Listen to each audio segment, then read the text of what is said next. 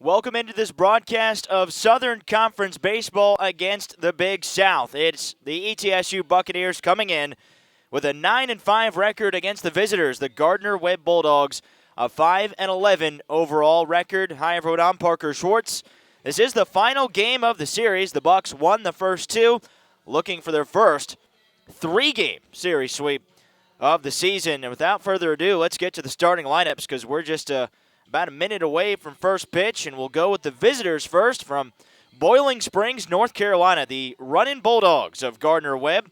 Their leadoff man is Corey Howard, playing left field with an average of .222 this year, making his 13th start.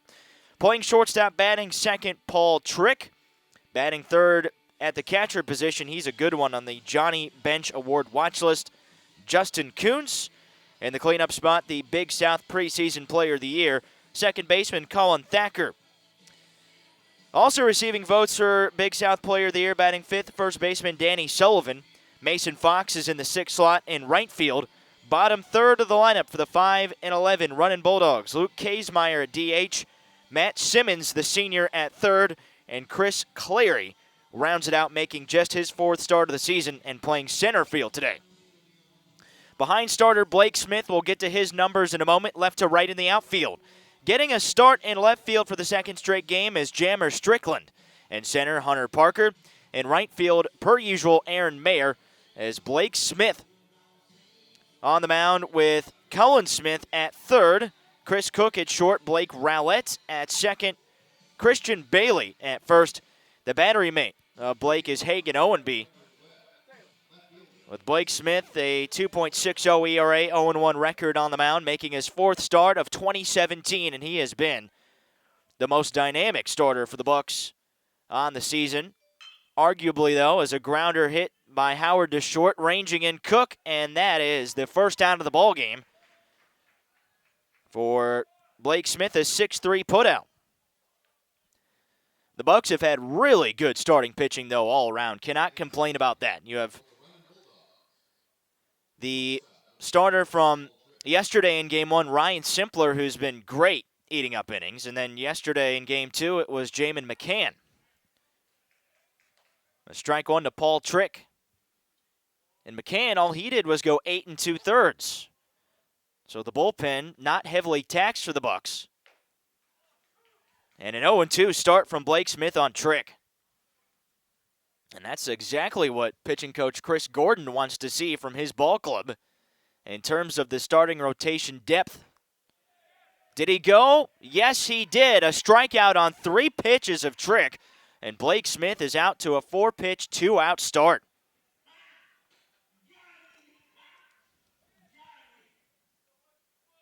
Dimensions here at Thomas Stadium, a facility constructed in 2013. It's 325 down the lines, 370 to the power alleys, and 400 to dead-away center. Justin Kuntz now the batter.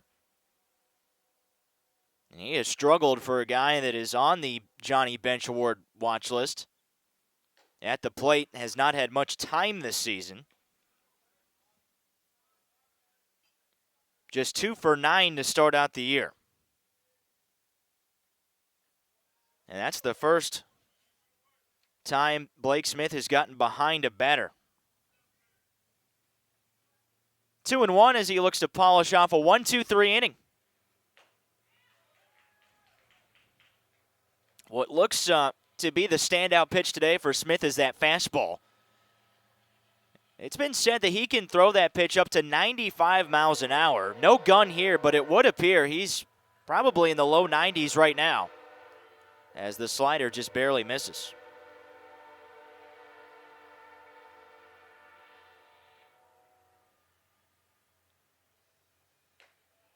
And a walk issued by Smith. That does bring up Colin Thacker. He was one of the best hitters in the Big South. And if it wasn't for the national championship season put together by Coastal Carolina,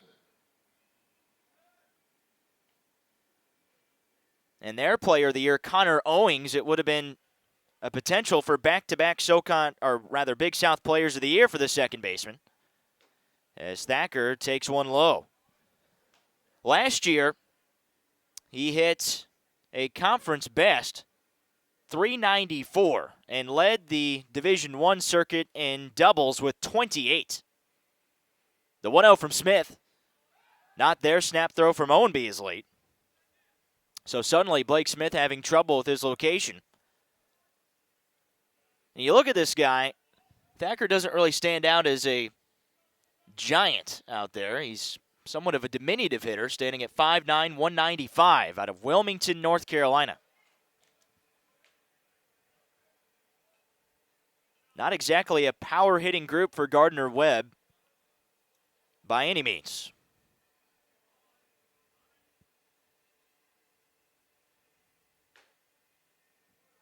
Smith behind 3-1. Remember, he struck out Paul Trick on 3 pitches and got a 1-pitch ground out to start the game.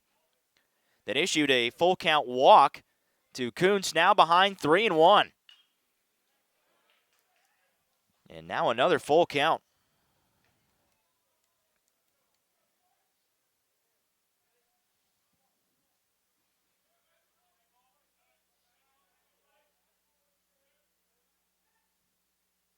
Runner going, fly ball hit toward left field. Strickland with a beat on it and hauls it in to end the inning. So a walk, but no further damage. Blake Smith gets out of it unblemished, and the Bucks will come up to bat in the bottom of the first after this on the Buccaneer Sports Network.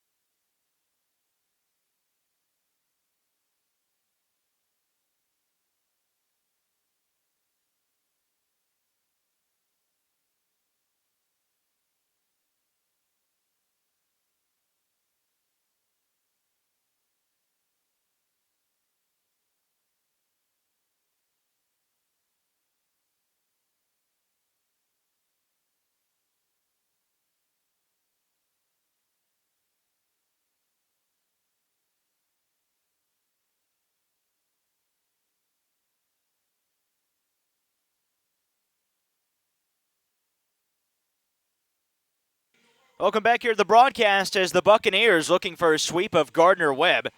Blake Smith got through a couple location problems with a few batters to allow no hits and no runs in the top of the first, and now the Buccaneers will bat here in the bottom half of the inning. We'll get you their starting lineup and then the defensive alignment for Gardner Webb. Leading off in center field, Hunter Parker, 2 for 8 in the series so far, but one of the leaders in the Southern Conference in batting. Chris Cook, who's had a monstrous series, including a home run yesterday, bats second. Hagan Owenby is in the 3 slot at catcher as the first pitch underway. Hits the inside corner from Bradley Hallman. Aaron Mayer in the cleanup spot. Christian Bailey playing first, batting 5th. He has had a fine year, a .397 batting average so far. Low and in. Cullen Smith, who has had a great series as well and hitting .423 on the year, playing third. Blake Rowlett at second. The 1-1 in the turf. Hitters 8 and 9 for the Bucks. Caleb Longley at DH. He was 2 for 5 in Game 1 yesterday with 2 home runs. And Jammer Strickland getting the start in left field to face Gardner Webb. Hit up the middle, ranging toward the bag is Thacker. An off-balance throw is on target to retire the speedy leadoff man, Hunter Parker. Left to right in the outfield for Gardner Webb. In left field, it's Corey Howard, the sophomore. Chris Clary plays center. And then in right field, the sophomore Mason Fox. A very young outfield for the Running Bulldogs. At third is senior Matt Simmons. Paul Trick is at shortstop. Colin Thacker the first-team Big South selection at second, and then Danny Sullivan plays first. Very strong right side of the infield for Gardner Webb. The battery, a good one too. The 1-0 pitch evens it up 1-1 on Chris Cook. The catcher is Justin Coons, the 3-hole hitter for Gardner Webb, and the pitcher, who's been dynamite this year, is a junior right-hander, Bradley Holman. Cook a bouncer toward third. Easy play for Simmons, and his throw is true. 2 groundouts to start out for Holman. And that's what he's been doing the entire year. We talk about Blake Smith arguably being the best starter for the Bucs, but this guy has been, no doubt about it, the ace of the staff for Gardner Webb. And Owenby takes outside. Holman, a junior out of Denver, North Carolina, has had 3 starts of 6 or more innings this year and has put together a 1.29 ERA and a very sizable amount of innings. 21 innings pitched on just 12 hits and 21 strikeouts next to just 7 walks. He's holding opposing batters to a 174 average. He's located his pitches. He's been able to eat up innings as a consistent starter for the Bulldogs that really needed this course of the year. Owenby smashes it to center field. Back goes Cleary. Ranging to his left, he retires the side. A couple ground outs, a fly out, and we have no score after 1 inning on the Buccaneer Sports Network.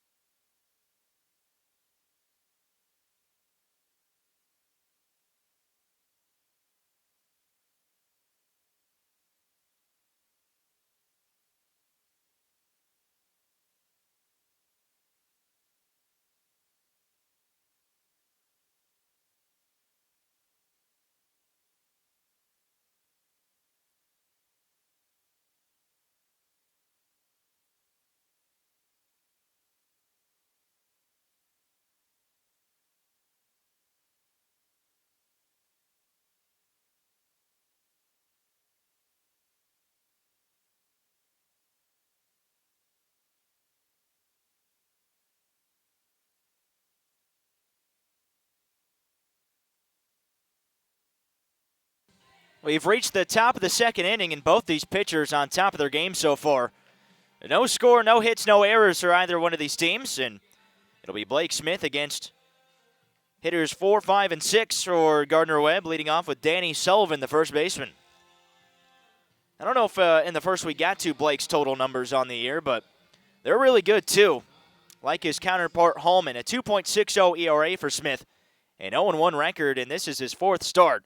He has doctored up 18 1/3 innings pitched on 22 hits and just 5 earned runs. 8 Ks to 5 walks. 0-1 on Sullivan.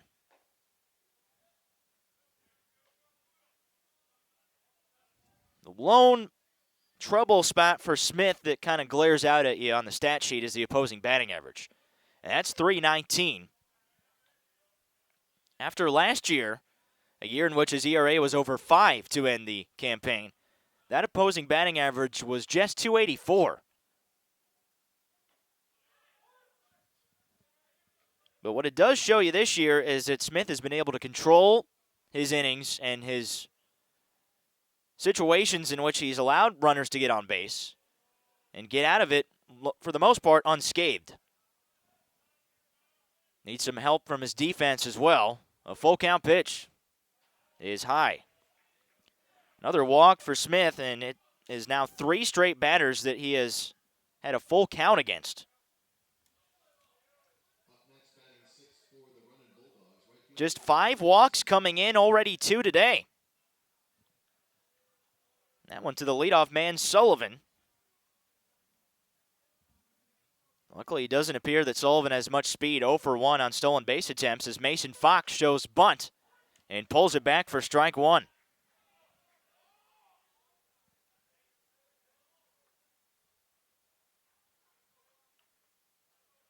In this series, the Bucks already lead at 2-0. They won the first game yesterday, 19-4. Check swing, did he go? Yes, he did. The call made by home plate umpire Travis Rose. 0-2 on Fox. Game 2 was a little more competitive. 5-4 the final. The Bucks had a 5-1 lead going to the top of the 9th.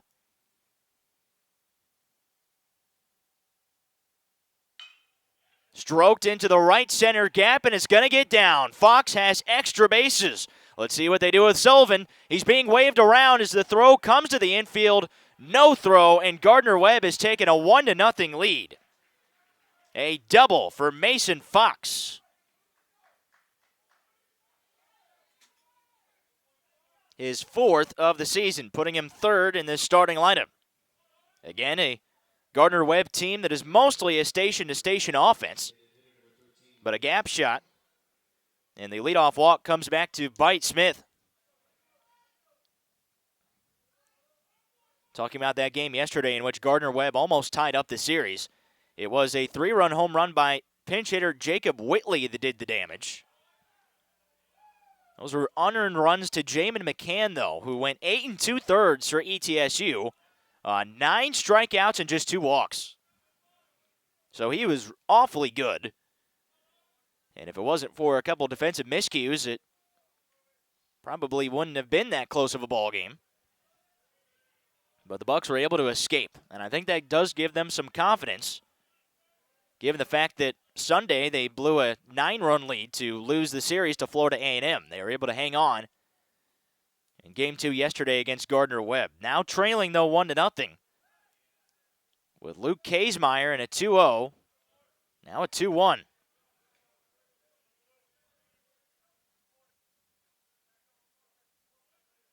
Very thin bottom of the order for Gardner Webb. You have Kaysmeyer hitting under 200 in nearly 50 at-bats this year, followed by senior Matt Simmons that is closer to 100 than 2. Delicate ground ball hauled in by Bailey, trots over to first. To third, though, is Fox, and there's still only 1 out in the inning.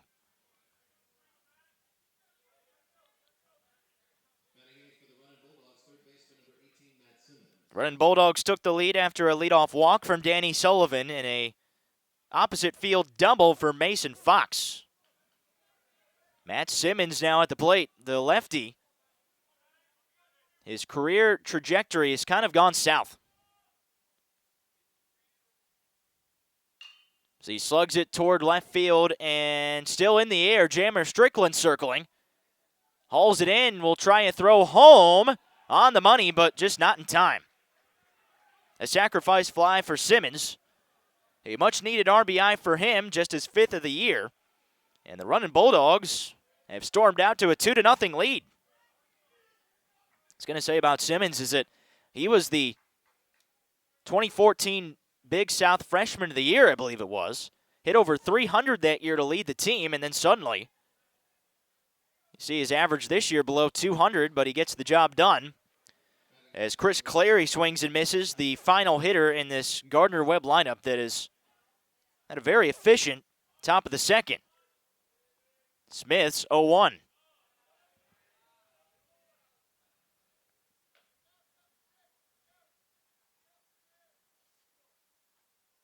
Blake Smith, though, to his credit, for the most part this year, has been able to bounce back from innings like this. As he gets the deep fly ball to left center field, Hunter Parker calls off Strickland and takes it in for the final out. But the damage was done by Mason Fox on an RBI double, a sac fly RBI from Matt Simmons, bottom half of the order for Gardner Webb, giving them a 2-0 lead in the middle of the 2nd on the Buccaneer Sports Network.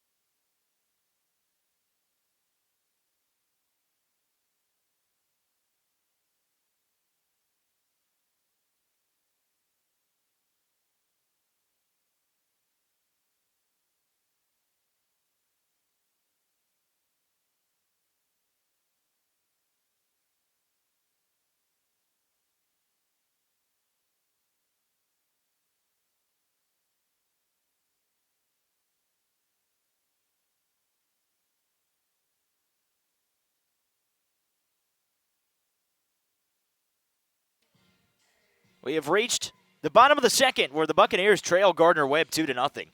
In that last frame, 1 hit and 2 runs.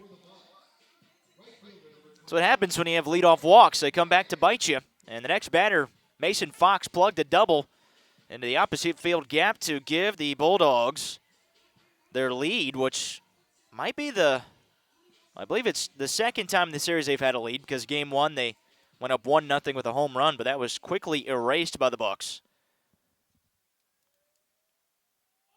So let's see the ETSU response as Aaron Mayer bunts it foul. It's Mayer, the right fielder, Christian Bailey, the first baseman, and Cullen Smith, the third baseman.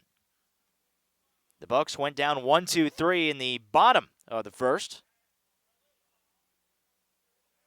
Beg your pardon, Gardner Webb also had a lead in the second game yesterday, only for the Bucs to come back a second time. So the Bucs have had to play catch-up now in all 3 games this series, but still have a chance to bring the brooms out for a sweep.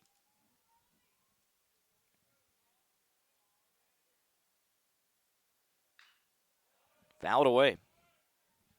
We'll take a look at these 2 head coaches.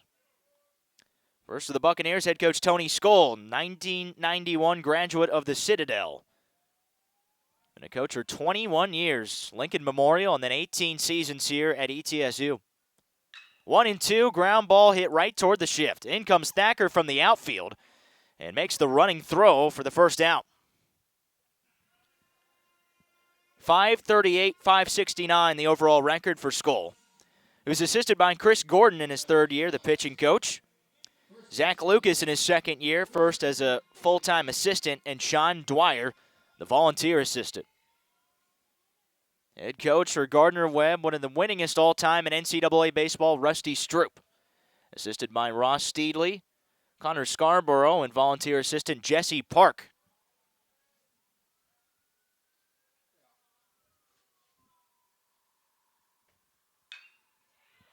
Good contact by Christian Bailey. He has himself a base hit. And now in the series, 5 for 9. He's been all over it. He's getting close to 400 with the batting average. That is the first base knock of the afternoon for the Bucs.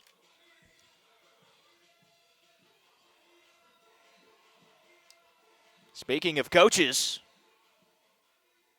said that Stroop is a legend. How about 724 wins, 583 losses, and 2 ties in his 14th season at the helm of this Gardner Webb program. And Cullen Smith, the batter, takes outside. Joined the 700 win club in 2015 and became the all-time wins leader in Gardner Webb history the year before that, 2014.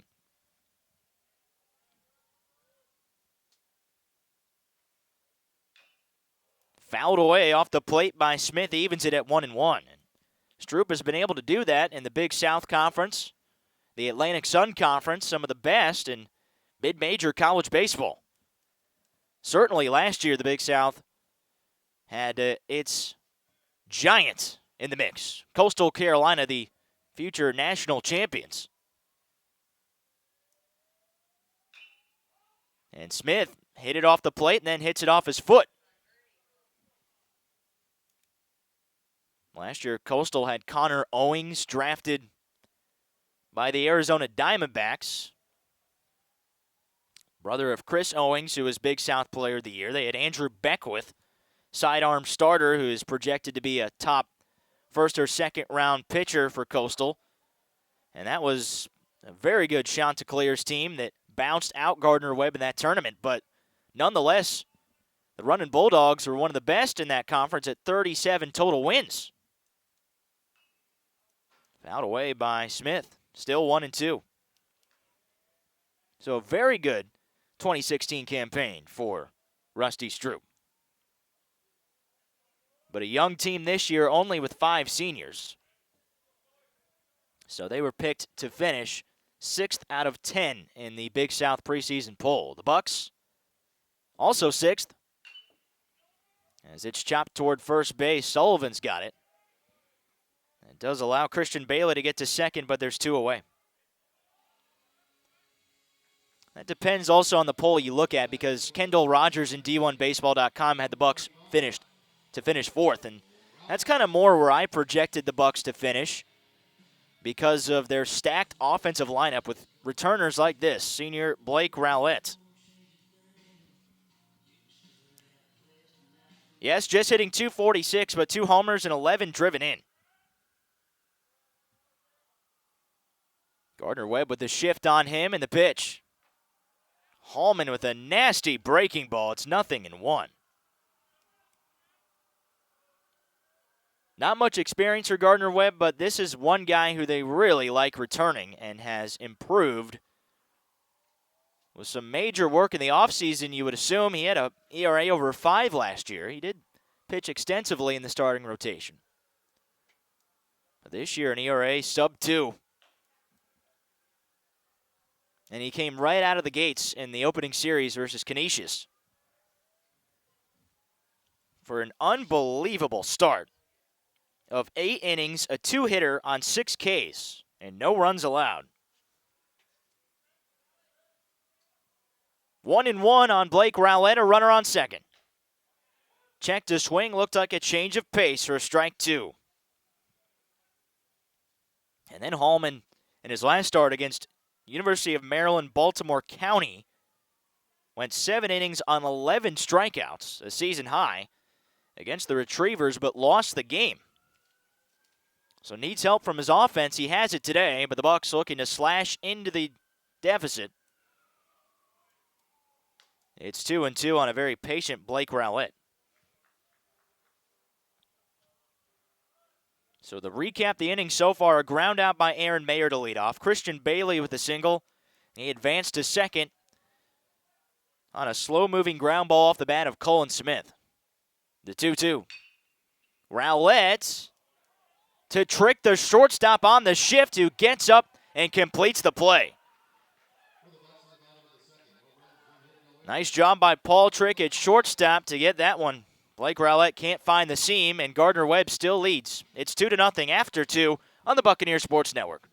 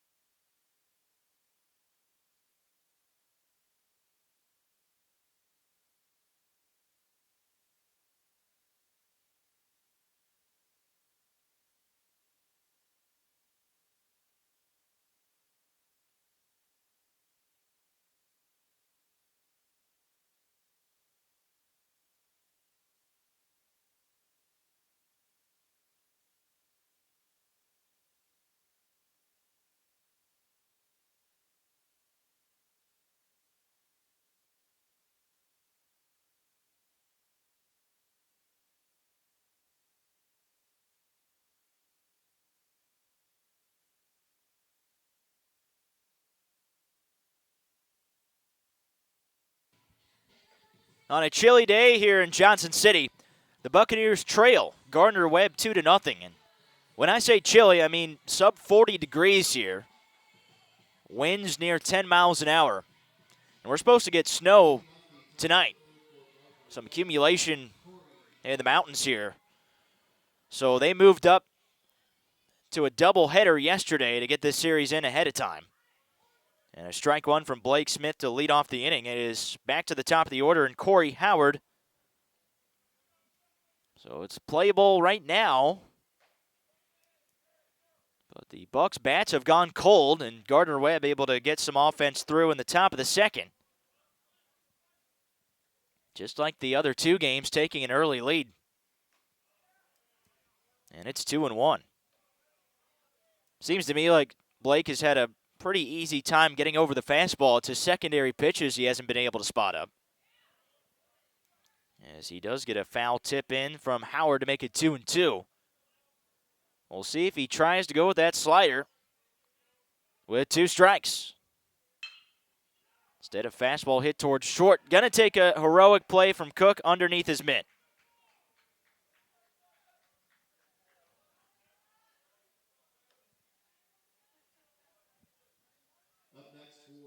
So a slow-rolling ground ball gets through the middle of the infield, and a leadoff hit for Gardner Webb.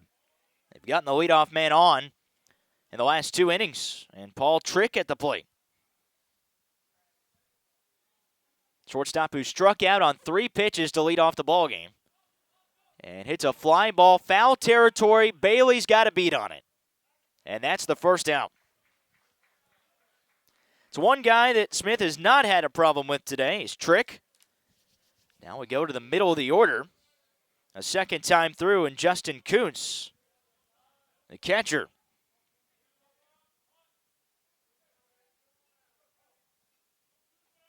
A sophomore who earned a spot on the Louisville Slugger all-freshman team in 2016. But as mentioned earlier, hasn't played all that much this year. So looking to find that stroke that put him at a .333 average last year with 6 home runs. Ball 1 to Kuntz. So the source of power, very far and few between for this Gardner Webb team. But this is one of the areas in which he can drive in runs with one swing of the bat. But takes a strike right on the black. That was the most home runs for anyone in the Big South last year. Again, saying a lot with teams that are top 25 caliber ball clubs like a Liberty, like a Coastal Carolina.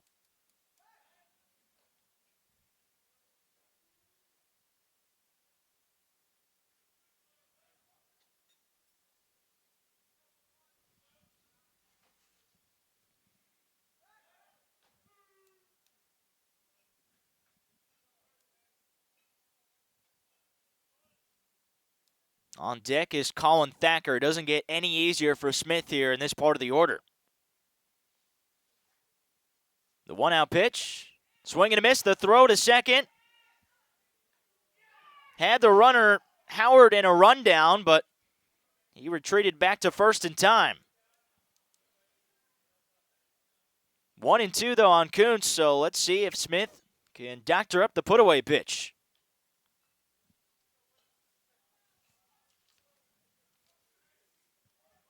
Had a great last start against Florida A&M, looking to repeat that performance here today. Ground ball hit right toward Blake Rowlett. Only play is to first. The runner, Howard, was in motion, so he'll get over to second. But a 4-3 ground out for the second out of the inning. And now it's Colin Thacker. Again, went over his numbers, but he was a Louisville Slugger All-America second-team guy from last year.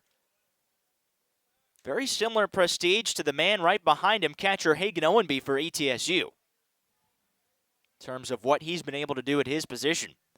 Now a runner in scoring position. Belts it towards center field. Deep goes Parker, still going, and Thacker leaves the yard. The 5'9" infielder to center field, and the Bulldogs put up another 2-spot. It's 4-0 GWU.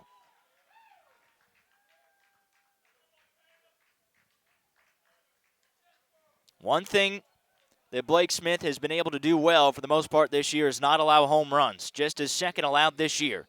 He gave up 7 bombs in a rocky 2016 that saw him move from the starting rotation to the bullpen. But that time, a very polished senior hitter, Thacker, took that pitch belt high and out.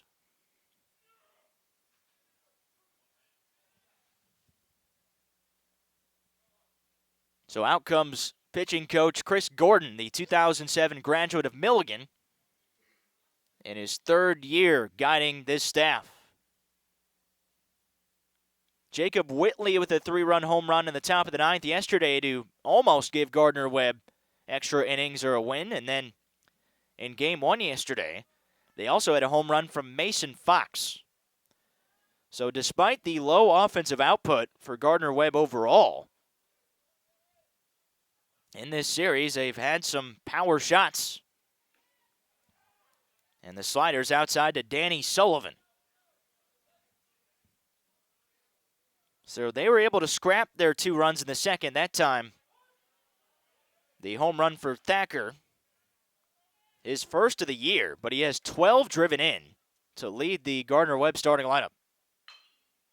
And this one plugged by Sullivan, foul down the left field line.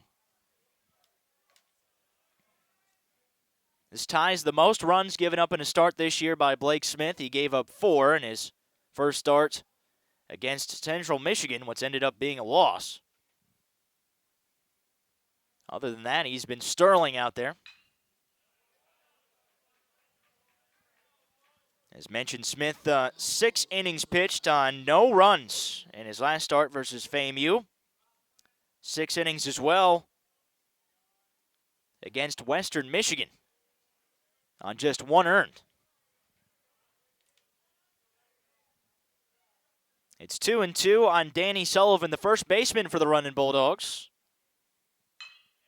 Opposite field line drive hit. So in the inning, the Bulldogs are 3 for 5, 2 singles and a home run.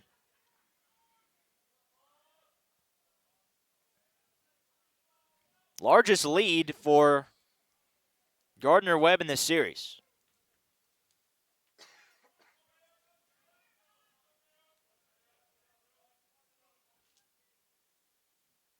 Mason Fox, who has a home run in the series, takes a strike. Coming in, one of the best hitters in this lineup. 4 homers, 6 driven in, 288.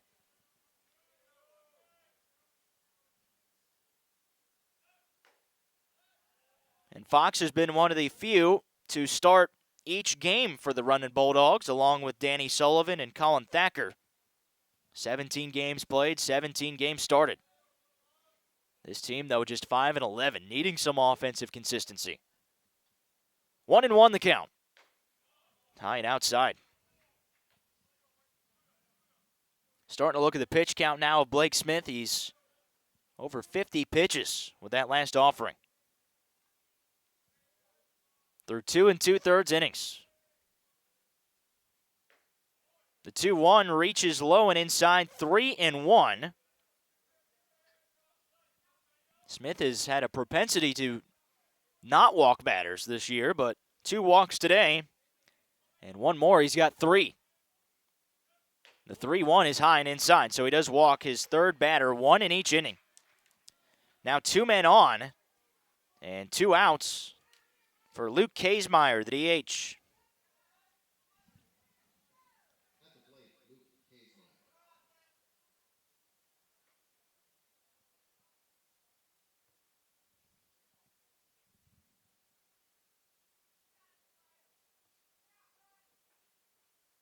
Kaesmeyer, a third baseman and a shortstop from Danville, Virginia. As he talks to his head coach, Rusty Stroop, for a moment, and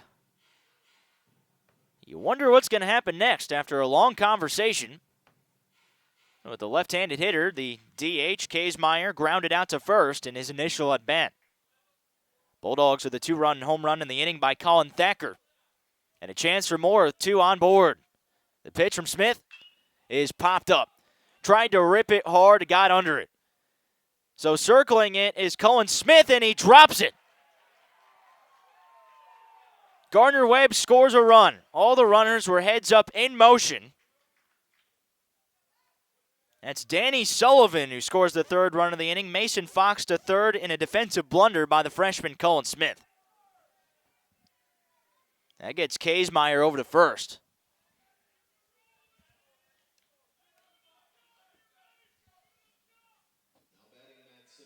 And an error on Cullen Smith. Should have made the play. That wind tailing toward the infield. Taking a strike on the inner half is Matt Simmons, a 3rd run of the inning for Gardner Webb. It'll go down as an unearned run, as will any more runs scored in this frame, but hopefully Blake Smith can get out of it. And the bullpen is warming up for the Bucks. Right-hander. Swing and a miss on a change of pace. A good pitch to Matt Simmons. Third baseman who's been with this program through a lot of lows and a lot of highs like last year. And right now finding himself in a situation in which he is struggling at the plate, but did have a sac fly RBI his first at-bat. 0-2. Swing and a miss, and Owenby hangs on.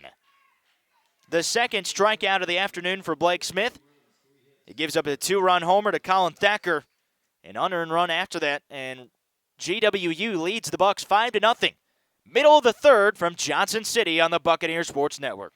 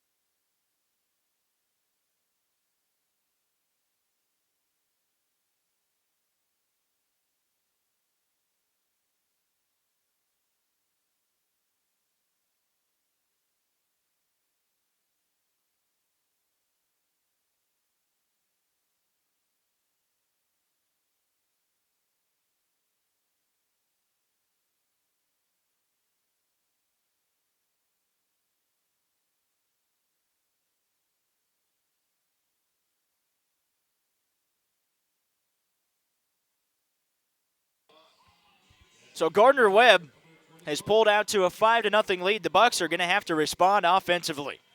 Looking for a sweep in the series in quite a hole. And they're back out against one of the best pitchers in the Big South Conference, Bradley Holman. It's Caleb Longley at the plate. He takes low for ball one. Caleb Longley had a career day in game one yesterday, one you will never forget. 2 for 5, 6 RBI. The Bucks scored 19 runs in the game. He had 2 home runs, and they both hit the scoreboard out beyond left field.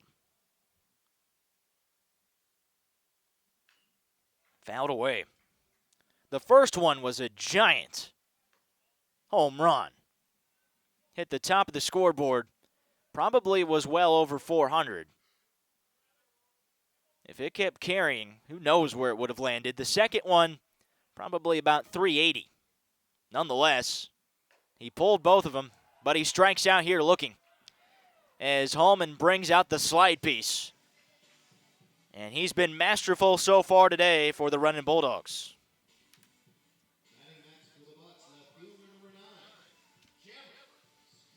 This is how baseball seems to work itself out so much. The Bulldogs got handled yesterday, with the Bucks scoring 24 total runs through those 2 games. And today, defensively, pitching-wise, offensively, they've been running on all gears. So the Bucks in a hole with Jammer Strickland rounding out the lineup, and he bats it foul. No Seth Cunningham in the series for the Bucks. It's been Jammer playing the outfield with Hunter Parker and Aaron Mayer. And as a sub in game one, he was 2 for 4 with 3 runs scored. So a big contributor in that giant win for ETSU game one. Hits it on a line towards center. Back goes Clary 3 steps. And that's out number 2.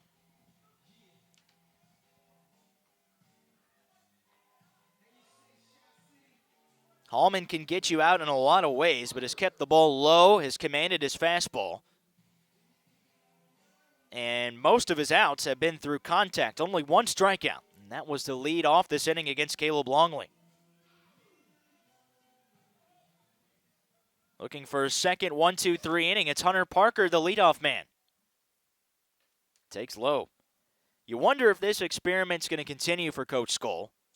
Chris Cook was the former leadoff man for the Bucks. He hit .600 in that capacity. And then enter this series, they switched it to Parker, who in that role is 1 for 9 as the leadoff man through 3 games. He's been able to score 3 runs, but not as effective as when he was a 9-hitter.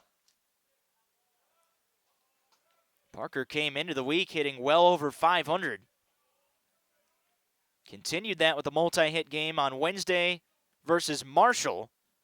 Looking to get on track here, up 3-0, and make it a 4-pitch walk with 2 outs.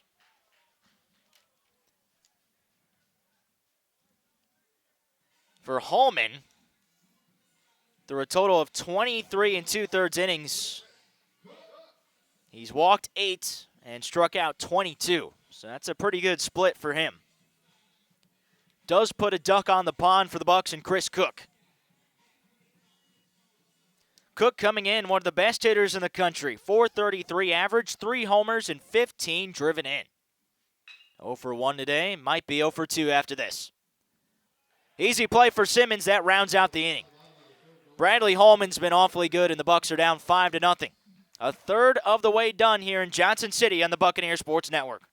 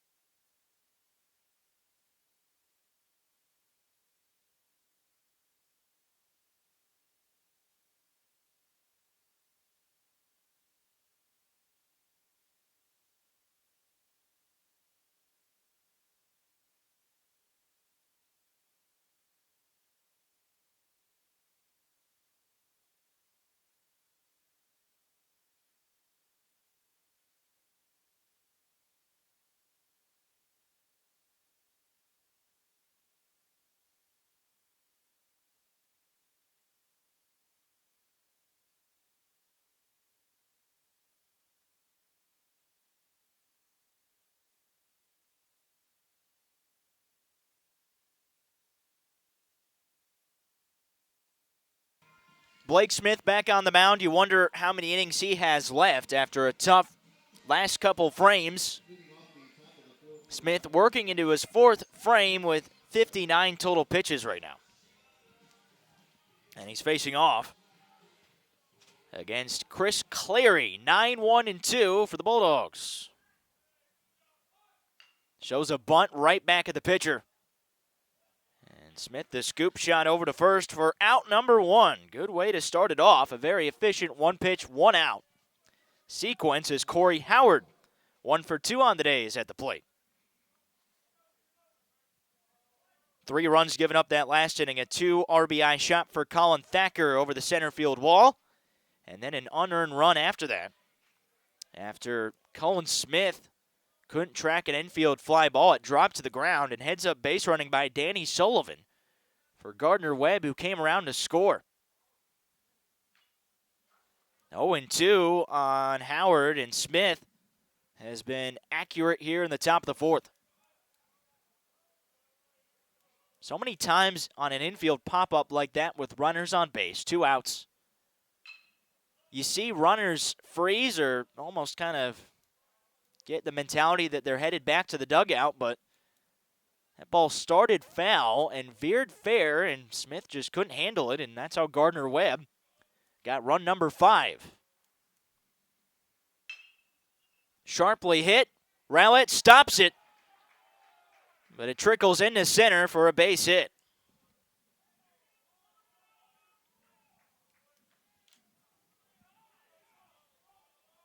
So the bats stay hot for the running Bulldogs.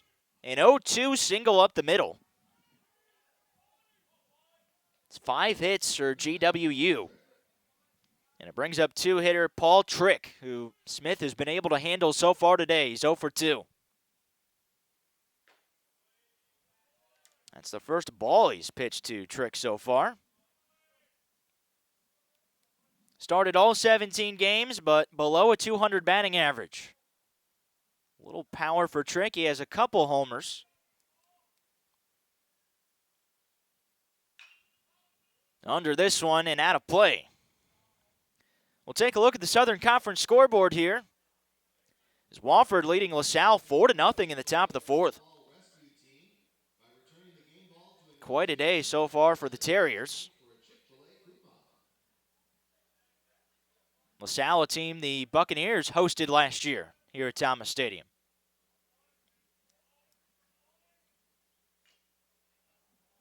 Now 2 strikes on Trick. Former A-Sun rival Stetson on top of the Citadel, 3-0 in the top of the third. A very rough start for the Bulldogs of Charleston this year. And then UNCG is tied 0-0 with Princeton in the top of the fourth.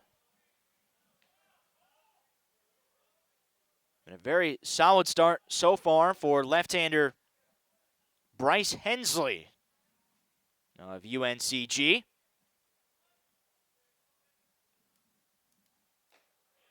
Check swing, did he go? Yes, he did on the appeal. So Smith has had 2 Ks against Paul Trick, and a big one there with Corey Howard still on first. There's 2 away. A lot of doubleheaders today because of the impending weather in the SoCon, so Princeton and UNCG will play another game after this. Outside and low to Justin Coons, a chance for Smith to get out of the inning without allowing a run. Citadel Stetson will also play a doubleheader. Quinnipiac VMI is later, just about 8 minutes. Swing and a miss from Coons. Bradley Mercer also on the docket today. Eastern Illinois and Samford at 3. Also at that time, Nebraska and Western Carolina, which has been a very closely contested series, as the Catamounts continue to play a very tough schedule. And later today, Monmouth will play Wofford. So Wofford playing 2 different opponents today. Slider strike right on the black, 2-2. And the big game today in the Southern Conference, starting in just over half an hour. Furman and Ole Miss in Oxford. Furman almost beat the Rebels yesterday. Runner going? It doesn't matter.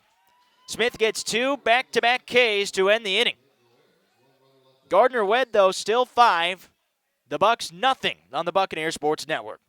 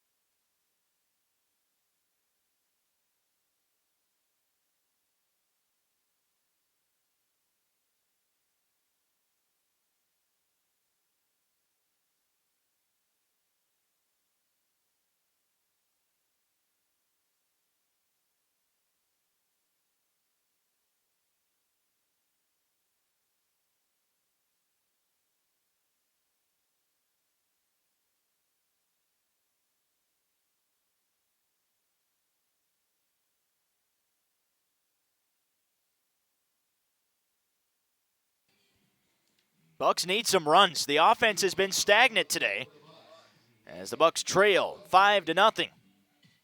Parker Schwartz here with you on the Buccaneer Sports Network, and this is the part of the order you want up with a deficit like this against a very good pitcher, Bradley Holman. It's Hagan Owenby at the plate, and he sees an off-speed break over the black for a strike. Owenby, a pretty good series. 3 for 9, 3 driven in, 3 runs scored as well. The big challenge for him this week has been his defense. It started with a troubling game against Marshall where he struggled to haul the ball in and was crossed up a few times. Ahead 2-1. It seems like he's recovered in that capacity here over the last couple of games. At least so far today. See if he can get the bat out with a wide left center gap presented to him. Takes it the opposite way, though, deep to right field on his horse's Fox at the track. Hits the wall while making the catch. An impressive play for Mason Fox as Hagan Owenby is robbed of a two-bagger.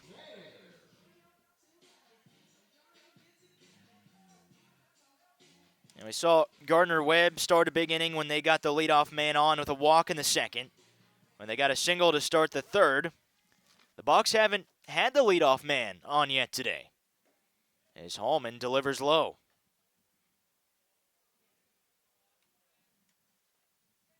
Now they'll turn to Aaron Mayer, who's also been pretty good in the series. Had a home run in Game 2 yesterday.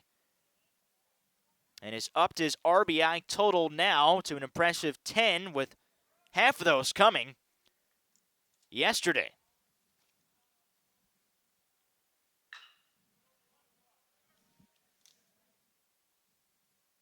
The only Buccaneers in the lineup that have fewer than double-digit RBI totals, Hunter Parker, understandably so, because he's been 9 or 1 in the order, and Jammer Strickland, who has 2, only playing in his third start this year. It's 2-2 on Aaron Mayer. So the Bucs have been at the top of the Southern Conference in runs and average hits. Per usual, it's just going to come down to, can the starting pitching hang tough? And in games 1 and 2, that was the case, but Blake Smith has struggled a little bit today. It's not to say that he couldn't go 6 innings. I think that's a win in itself for pitching coach Chris Gordon, but staying consistent is another story. The full count pitch. Slugs it to right, and drifting in, a shoestring catch for Fox. It's been the Mason Fox show in right field, making a barreling catch toward the wall, and then a shoestring grab against Aaron Mayer. And there's 2 away with Christian Bailey at the plate. Seems like even when the Bucs have failed to score runs in some occasions this year, this guy's been pretty consistent. And he's 1 for 1 today. Shockingly, that's still the only base hit for the Bucs. 5 hits for Gardner Webb, only 1 hit for ETSU, and that came back in the second off the bat of this guy. But Hallman, unafraid, is ahead at 0-2.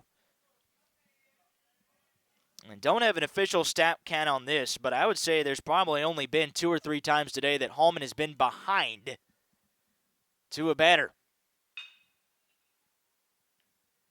Thacker was shifted toward the middle part of the infield, and that ends the inning. The second 1-2-3 inning for the Bucs, and their offense has been cold. It's 5-0 Gardner Webb here on the Buccaneer Sports Network.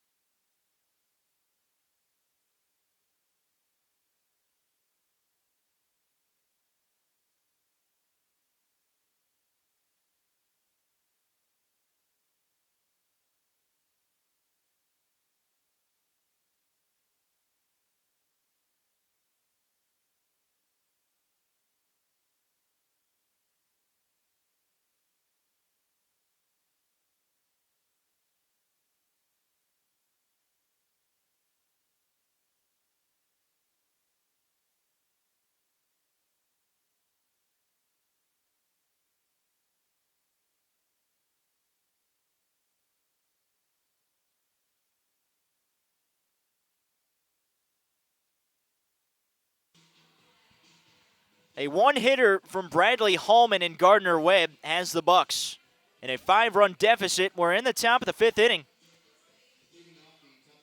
It's a bright, sunny day out, but It's hanging around the high 30s and 40s, low 40s today. As it's low and outside to Colin Thacker against Blake Smith, who, give him credit, bounced back after giving up some runs for a scoreless top of the fourth. And can't get the low strike. Thacker went yard to right center field in the last at-bat for the Bulldogs that has propelled them to this lead. And Smith hasn't given a single pitch yet to Thacker above the knees, and he's only 5'9".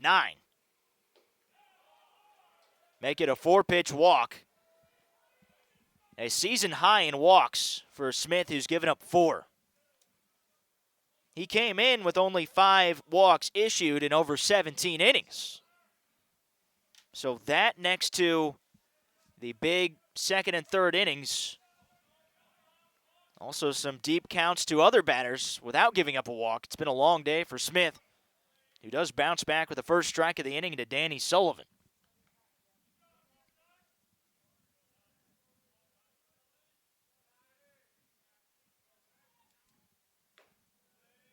Sullivan 2 hits in the series, but 3 runs scored yesterday. And he led the team in homers last year with 9. So a power threat at the plate with a runner on first. He crushes it to left field. Back goes Strickland at the track, and he's got it right in front of the 370 marker. And Sullivan almost with the second home run of the afternoon for Gardner Webb.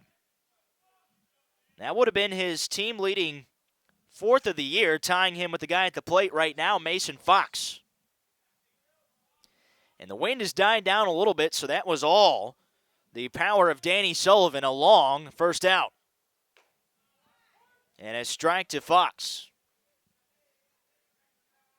Command of the fastball, as I've said before today, seems to be pretty elite for Smith, as it has been all year. The slider has been about 50-50. There it is for a strike, though. Must have heard me up here in the press box. Luke Kasemeyer's on deck. The bullpen has been warming up the last couple innings for ETSU. We saw Logan Gentry down there, but only some pitchers throwing lightly in the bullpen right now. 1-2 on Fox. Had an RBI double to get the party started offensively for Gardner Webb in this one. Check swing, first base, might be trouble, but it's foul.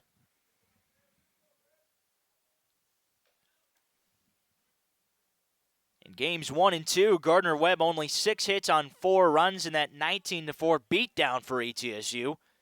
And then the Bucks are able to hold the Runnin' Bulldogs to just 6 hits in the second game.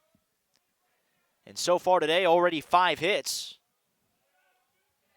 And more than half the runs they had through 18 innings on Friday afternoon. 1-2 from Smith trying to get out Fox.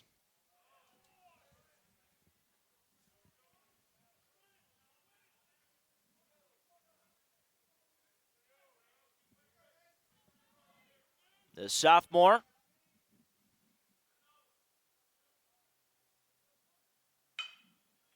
plugs it into center field, but Parker was playing deep. So no problem there as Blake Smith an out away from making it back-to-back goose egg innings. Despite the leadoff walk to Colin Thacker, a very good ability from Smith to settle down. A guy that scouts like a lot, that has been projected as a pick, a draft pick, and with a very good fastball. That would make sense as this one's ripped by Kasemeyer to right off the wall.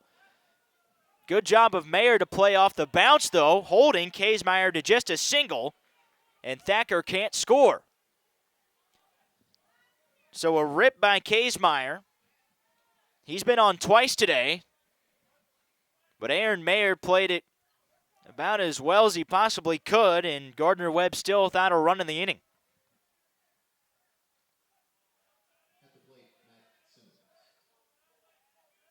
So now more hits than Gardner Webb had in either one of those games yesterday today with Matt Simmons batting.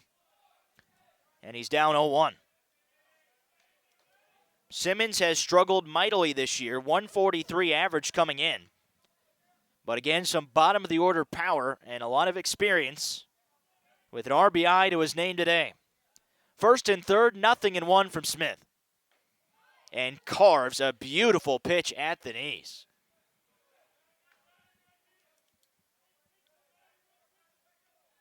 Absolutely fantastic pitch from Blake Smith.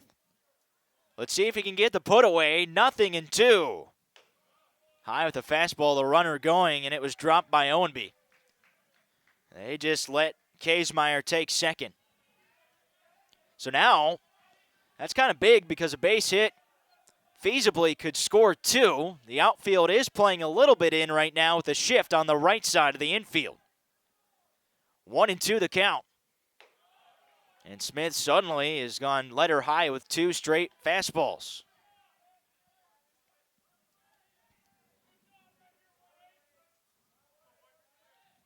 Simmons, a .254 hitter last year at 31 starts at third, trying for a big hit. And he strikes out again. A breaking ball from Smith ends the frame. That's his 5th strikeout of the day, keeping the Bucks in it. They need some hits, some runs, down 5-0 in the middle of the 5th inning from Thomas Stadium on the Buccaneer Sports Network.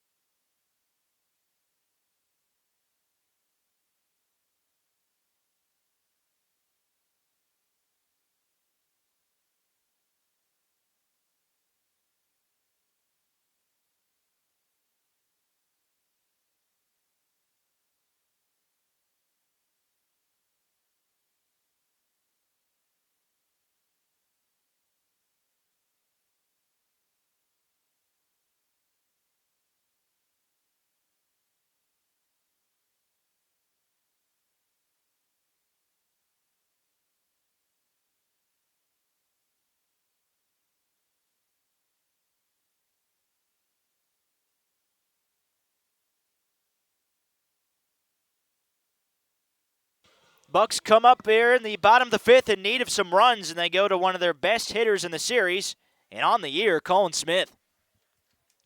He's 3 for 7 against Gardner Webb here with 4 driven in. First pitch swinging, he's jammed. And a 3-1 put out, Sullivan to Hallman. The Bucks still without a leadoff man on. And Hallman has been so good. He's been moving inside and outside. He's been effective with all of his offerings and very confident within the strike zone as well. Very impressive performance to watch so far. But ETSU, they have some of the best bats in the country, so they're not out of it yet. Blake Rowlett, the 7-hole hitter. Very patient guy, up 1-0. Grounded out to shortstop and a shift in his first at-bat. Gardner Webb employs it once again. And you could not throw a more accurate pitch than the one we just saw from Hallman. Right at the knees from Rowlett. Almost looks like the action on it that it's going to hit him. But it stays right over that inside part of the plate. And it's 1-1. Breaking ball, another ground ball to the shift again. And Trick hurls to first to the out. And ground ball outs have been prominent today for Bradley Hallman. He got 2 in the first, 3 in the second, 1 more in the third, and then 3 straight ground ball outs here in the 4th and the 5th innings, looking to make it another 1-2-3. And it's up to Caleb Longley to extend the frame.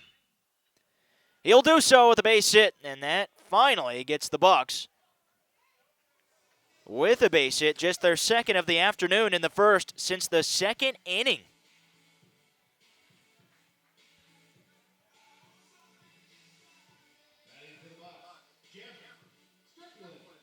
Up to that point, Hallman had retired 6 bucks in a row, dating back to the third inning. Now Jammer Strickland, the Tennessee transfer, rips it to left. Howard, right at him. That ends the inning. Jammer Strickland has hit the ball on the screws, but has not been able to find the gaps, at least today. Bucks only have 2 hits. They're being shut out by Gardner Webb, 5-0 on the Buccaneers Sports Network.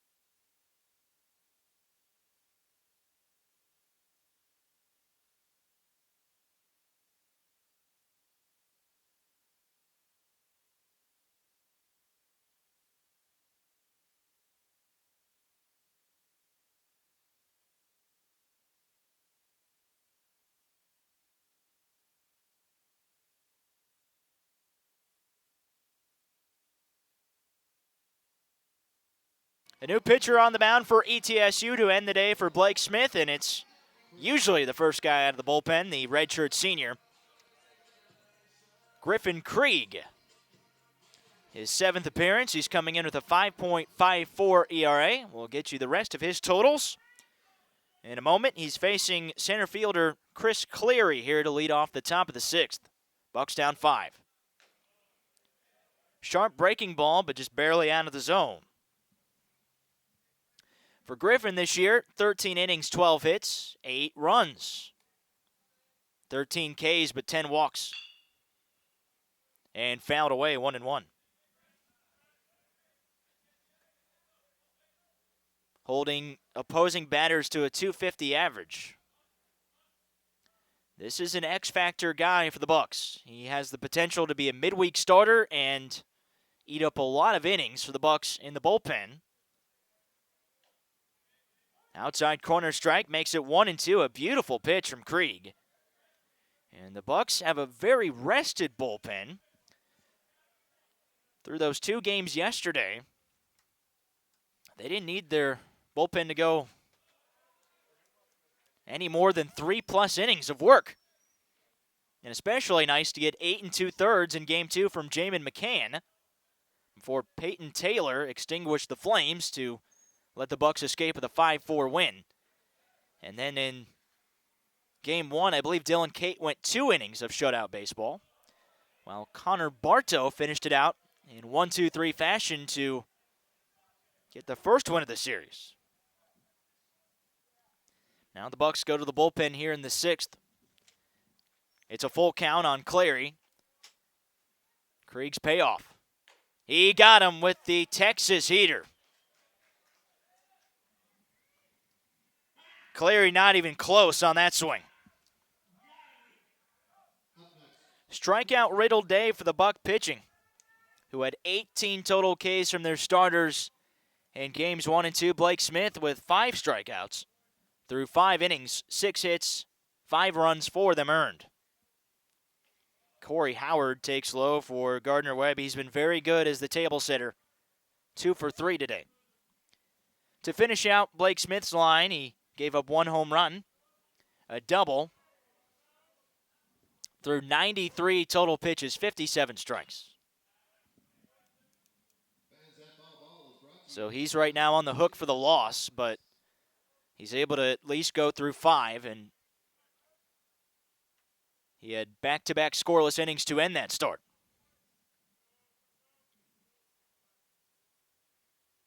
The 1-1's hit high in the air toward right field.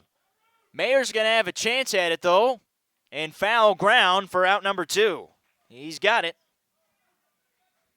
A major league pop fly, but Howard got way under it. Very efficient start for Griffin Krieg, and the Buck pitching is right back in the thick of things. It'll be up to Paul Trick now for Gardner Webb, who struck out twice today. You know, the Bucks certainly have the advantage in the hitting category overall in this series. It's going to come down to the pitching here today, where the Buck bullpen has been challenged this year. See if they can get through innings 6, 7, 8, and 9 unblemished. Krieg's down 2-0 to Paul Trick.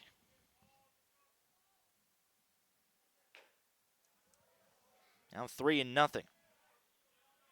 Mentioned the split for Krieg, a lot of strikeouts, but a lot of walks too.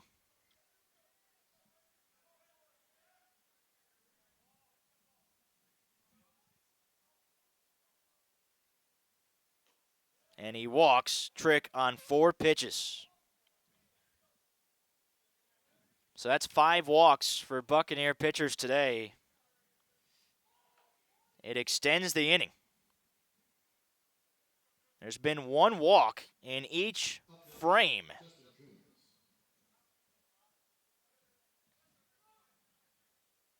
Besides 1, which was the 4th. Now Justin Coons, the 3-hole man, takes a slider low. It's 5 straight balls issued by Griffin Krieg. The Buccaneer bullpen is not stirring down the right field line.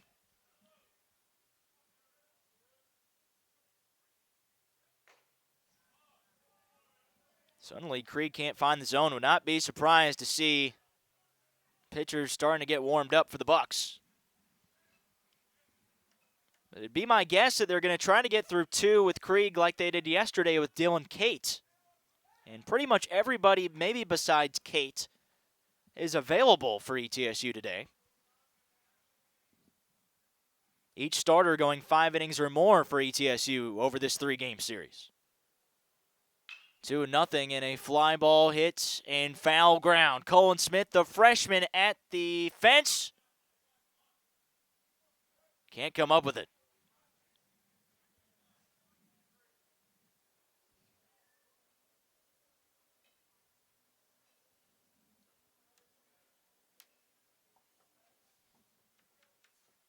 Two outs and a 2-1 count, a runner on first base. The Bucks really can't afford to give up any more runs. Gardner Webb with a 2 spot in the second, a 3 spot in the third, and that's been all. It's fouled straight back, and Krieg, after issuing 6 straight balls, now right back in this situation against the catcher for Gardner Webb in Kuntz.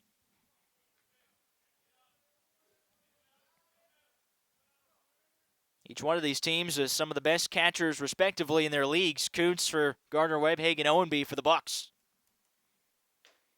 And the breaking ball is high.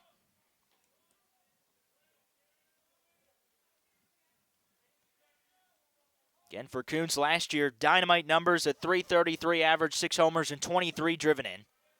In limited time this year, the payoff pitch. Another foul ball. He's hanging in.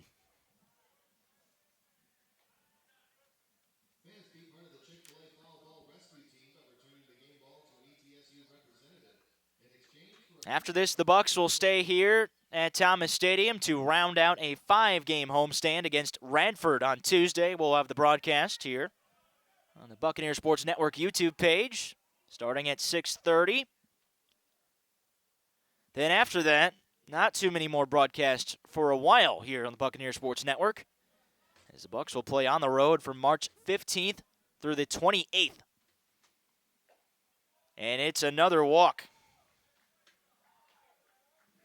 Back-to-back 2-out walks for Krieg. Sends up Colin Thacker to the plate. This is the guy you do not want up in a situation like this.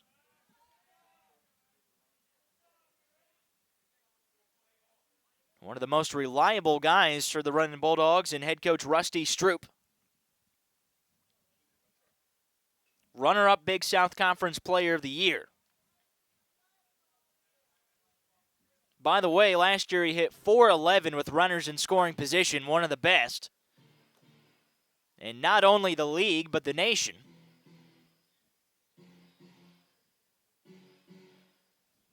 And to make matters worse, he had 22 out RBI last year. So knowing those splits, here's pitching coach Chris Gordon. I don't think a pitching change in order now, but lefty Daniel Shaw is warming up in the bullpen for ETSU.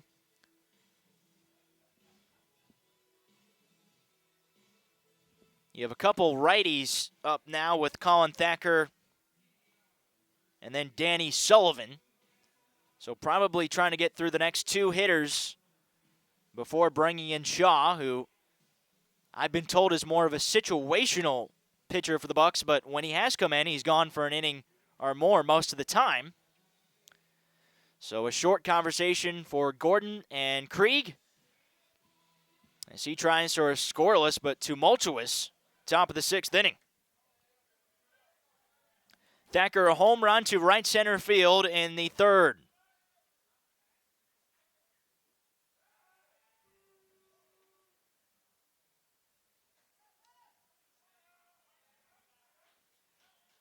Been a bit of a slow start for this lineup, but not for this guy. This year coming in hitting .328 with a homer and 12 driven in.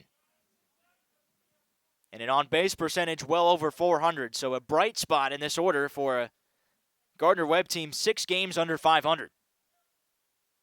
The 1-0. Great pitch by Krieg for a strike.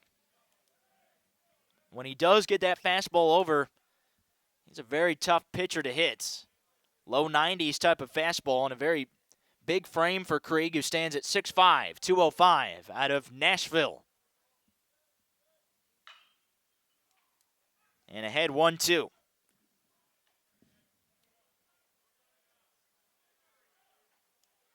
Krieg, a former starter for this team in 2013, team that won the ASUN tournament.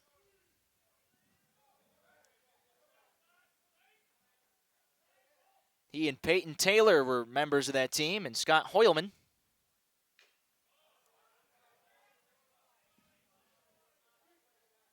Rather, Hoylman was not on their team. He was a JUCO transfer, so it was just Peyton Taylor and Krieg on that 2013 team,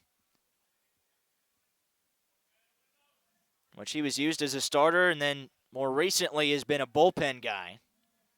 Has acted as a closer, more of a 6th or 7th inning pitcher. The 1-2 is high. And that's the pitch he's been looking for, that 1-2-0-2 breaking ball to get it over for a strike and induce hitters to go after it. What does he come up with here on the 2-2? Good pitch, but Thacker hanging tight. The senior against the senior. A dynamite matchup here.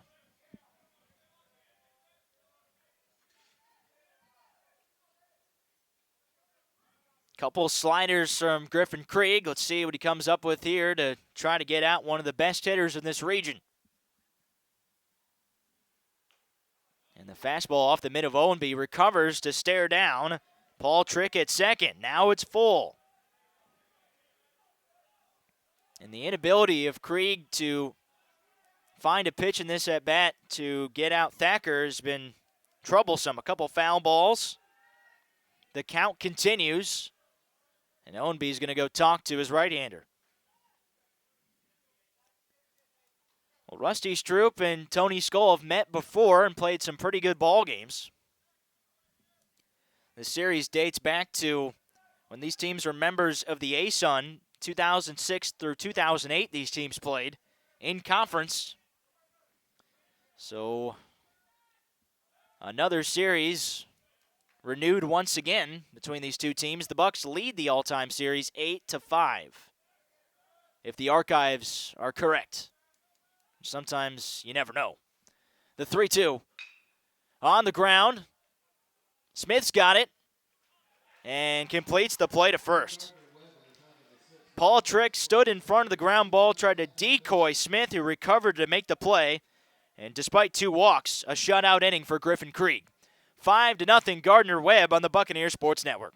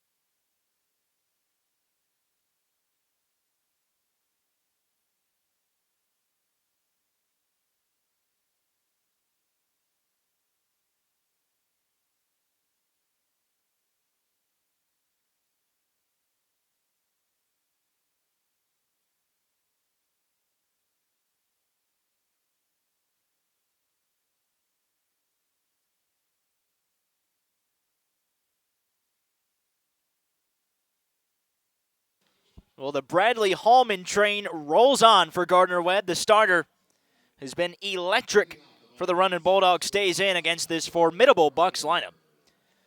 Let's see if they can wake up the sleeping Giants. ETSU lineup back to the top of the order. Hunter Parker.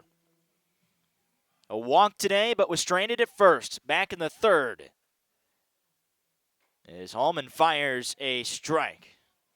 Business as usual for him. Bottom of the 6th, and Hallman motoring on. For the Gardner Webb team looking to salvage the finale. Parker, a little floater to center, hangs up long enough for Clary to collect the first out.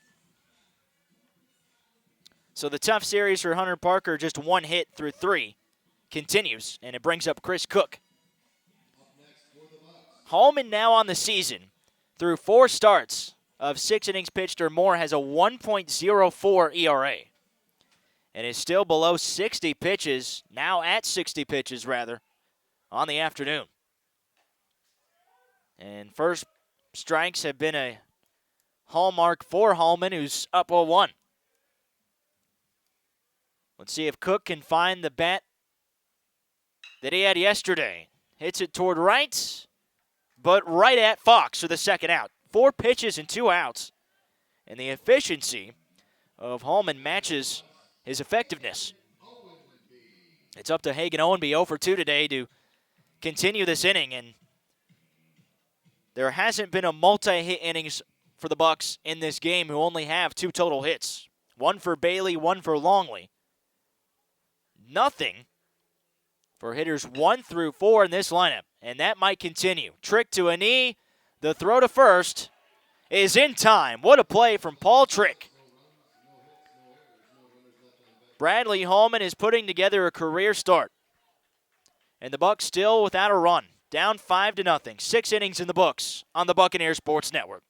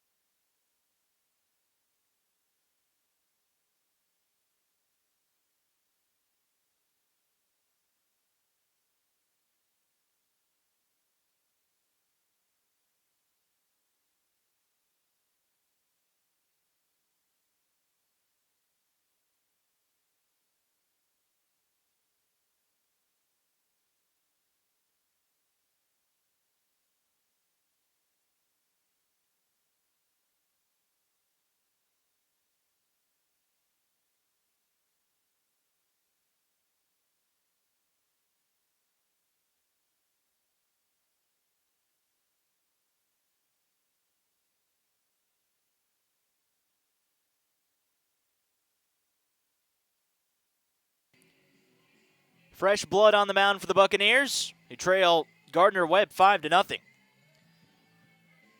The new pitcher is junior right-hander Logan Gentry out of Kingsport, Tennessee, a graduate of Dobbins-Bennett High School, matriculated here to ETSU with teammate Christian Bailey. Chris Cook, Sam Stewart also from that high school. He'll face off against Danny Sullivan. The Gardner Webb first baseman in the air and foul. So Griffin Krieg, reliever number 1 for ETSU. An inning, 2 walks, and a strikeout. It was tough, but scoreless work for Krieg. And Gentry, who's been pretty good out of the bullpen, serves up the off-speed high and outside. Was a bright spot for the Bucs in a tough series last weekend in Tallahassee versus FAMU. The other bright spot was Dylan Cate, who continues to be excellent out of the bullpen. 2 scoreless yesterday and a win for the Bucs, who are being 2-hit today by Bradley Hallman. And the low strike not there for home plate umpire Travis Rose. Sullivan, a power threat, takes the breaking ball for a strike. It's 2-2. Sullivan scored a run after third baseman Colin Smith couldn't track down an infield pop fly. Hits it right to Smith. Long throw is there for out number 1. So give credit to the Bucs after the third of not giving up a run. Still waiting on the offense to figure out Holman, who continues to get better and better with each inning. 1 down from Mason Fox. A double RBI back in the second against Blake Smith. By the way, for Smith, a pretty good start in terms of innings pitched, matching Ryan Simpler and Jamin McCann, going 5 innings or more in the series, and that has been a hallmark for the Bucs over the course of the year, and why I don't think they're going to change the rotation one bit. 1-1 to Fox. And another nasty breaking pitch has Gentry ahead. Gentry's numbers coming in on the year. A 1.80 ERA. This is his 5th appearance in 5 innings, just 1 run allowed, 5 Ks and 1 walk. And when you sit down and talk to Coach Skoll, that's what he likes most about Gentry, is that he gets in there and doesn't hesitate. He throws strikes. How about a .071 opposing batting average? That'll continue the trend as a fly ball is hit to deep center field, and Hunter Parker a can of corn for the second out. The way Gentry's been going, you wonder if Skoll will want to keep him in for another inning of work.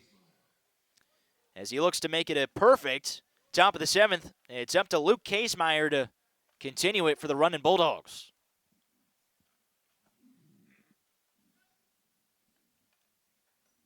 Coach Skoll, though, out to face Kasemeyer, as it looks like he's going to bring in the lefty Daniel Shaw. All right, so I eat my words. Doesn't look like there's going to be a second inning for Gentry, but he does his job against the right-handers.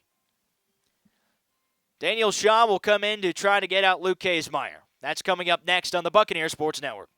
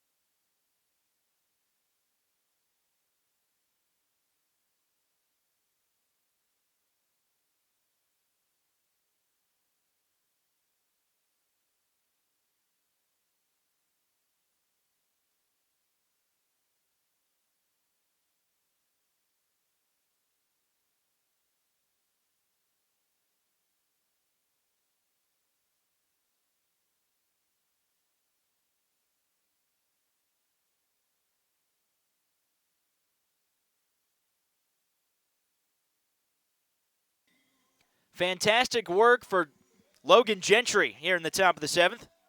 Induces 2 quick outs, and Tony Skoll makes the pitching change to his left-hander Daniel Shaw.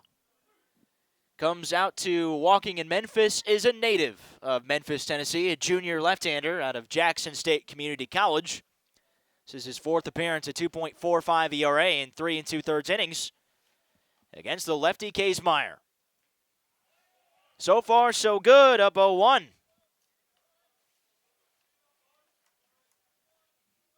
Thought earlier that Skoll might do this, but he usually comes with runners on base in a tightly contested game. Bucks down 5. And Gentry was going well, but trying to put up their due diligence here against this running Bulldogs team to the very end. Skoll with the lefty-lefty matchup. It's 1-2. As you can tell, Shaw, a very tough delivery to read for left-handed batters. 3/4 arm slot throwing across his body. Will be a very valuable bullpen arm for the Bucks over the next 2 years. And he strikes out Case Meyer. Drop third strike, 0-B to first. Ends the inning. Good work from Logan Gentry and Daniel Shaw. And the running Bulldogs have gone dormant offensively. The Bucks trailing by 5. They'll bat here in the bottom of the 7th on the Buccaneer Sports Network.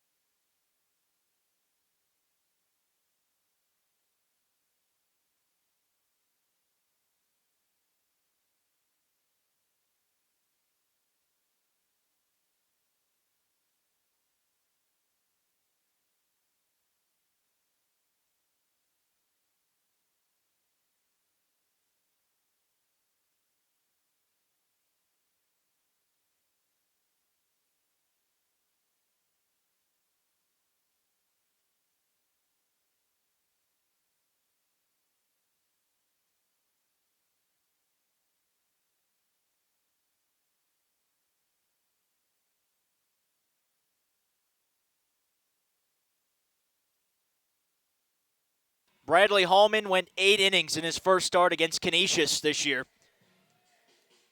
He's working into the 7th inning of work here against the Buccaneers. It's 4, 5, and 6, and you get the feeling that this is the time to pick it up for the Buccaneers. It's Aaron Mayer, Christian Bailey, and Cullen Smith. As Hallman, the only pitcher used for Gardner Webb today, has been sensational. And he starts out with a breaking ball that collapses in for a strike. 6 innings so far, 2 hits, no runs, a strikeout and a walk.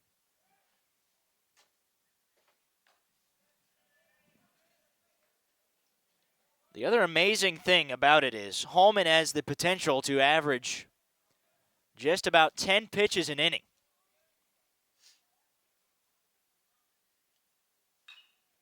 He had 11 strikeouts last start. He doesn't need the strikeout to be an effective pitcher, as we see so far today. 1-2 on Aaron Mayer, who homered yesterday in Game 2.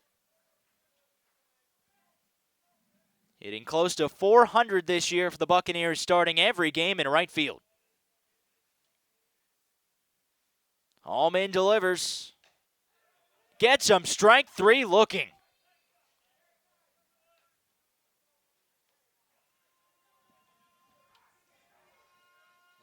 If you asked for a pitch on the inside corner, that's where you would put it. If you could drop it there from a foot away.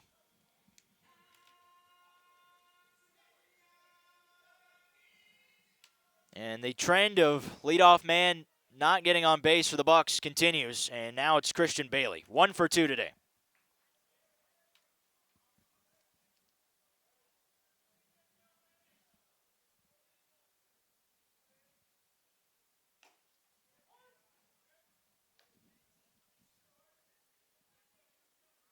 Christian Bailey hitting an even 400 now on the year with that base hit that he had back in the 2nd. Hits it on a rope to center field. A dive, and Clary can't get to it. It gets past him.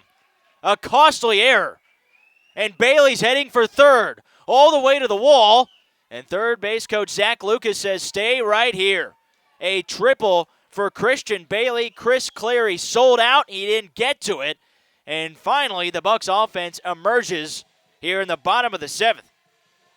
Still without a run, but a major hit. I would imagine that would go down as a triple because Clary didn't touch it. He sold out well before he could touch the ball. A 2-for-3 day regardless for Christian Bailey. With a 5-run lead, not the best decision there by the running Bulldog center fielder as it brings up Colin Smith. Hits it on the ground towards second. Thacker to first, but an RBI, and the Bucks are on the board. It's 5-1. So Colin Smith, first pitch swinging against the very accurate Hallman. Gets the run in, and the Buccaneers have chipped away at the running Bulldog lead. A 4-run deficit with Blake Rowlett at the plate. 2 homers and 11 driven in for Blake. But 0 for 2 today. 2 ground outs to the shortstop, but on the right side of the infield. Facing a shift, tries to hit it the other way, and it flutters foul. Rowlett, like the last pitcher we saw in for the Bucks, a transfer from Jackson State Community College, where he set a JUCO record in Tennessee for walks in a season, and also paced a very potent Bucks lineup last year in walks. But he probably is looking to swing away here as he has twice and fouled away both pitches. So a triple to center field for Christian Bailey. It's got to be his first of the year. It's actually his second, as Clary missed it on the dive. And Colin Smith with the 4-3 RBI ground out to drive him in. So ETSU on the season still has not been shut out by any opponent.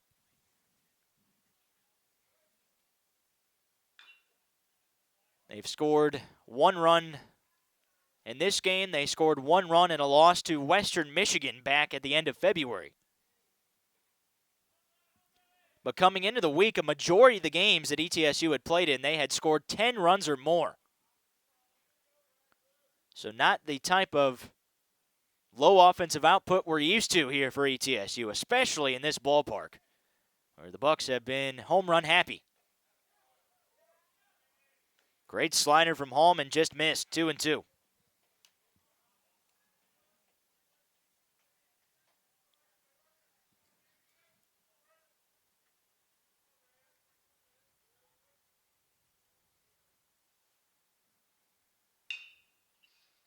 At the shift for the 3rd time. Trick to first to end the inning. Well, the Bucks take advantage of a miscue in center field. A triple by Christian Bailey. He scores on the ground out from Colin Smith. It's 5-1. Bucks still some work to do, but they get 1 on the Buccaneers Sports Network.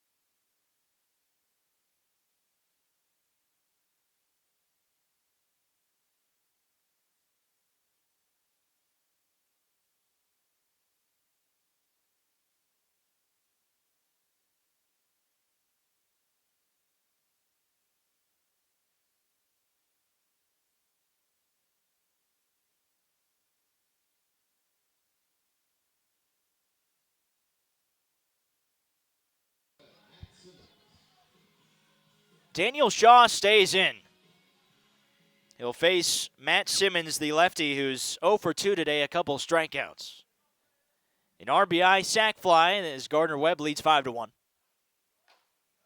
Bucks finally got a run in that last frame. A triple from Christian Bailey scored on the RBI from Colin Smith, who has 19 driven in on the year. The freshman has been sensational. The Bucks down 4, trying to go for the sweep today. Good news, they're facing 8, 9, and 1 in this order. And Shaw struck out the last batter he faced in the 7th to end that inning. Ahead 1-2 on Simmons.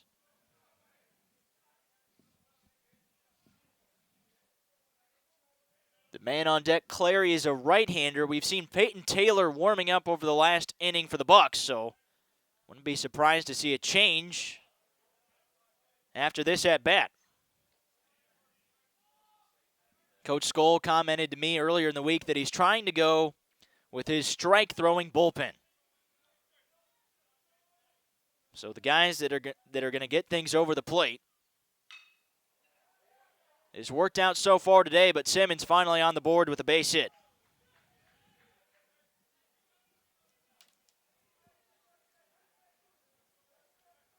Let's see if Shaw stays in to face the right-hander in Clary.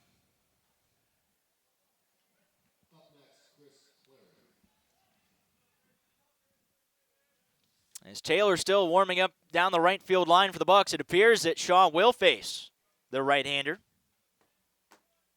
Not a huge body of work against these right-handed hitters for Shaw in his D1 career.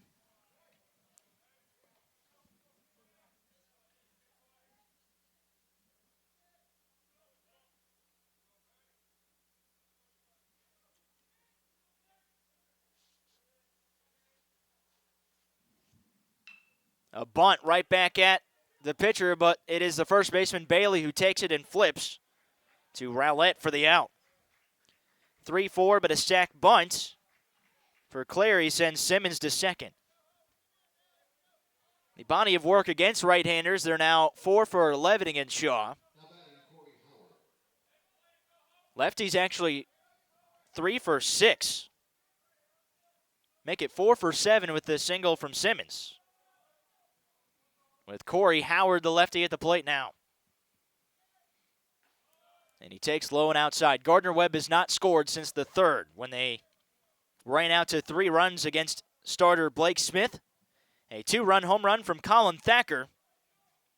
And then an E5 allowed another run to score. 1 out, and Howard takes high.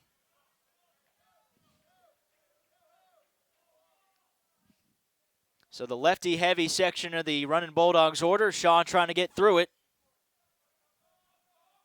Struck out Kaysmeyer to end the last inning, a single to Simmons, and then a sac bunt from Clary, now Howard.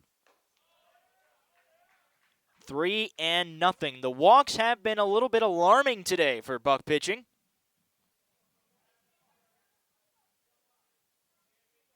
They've walked 6.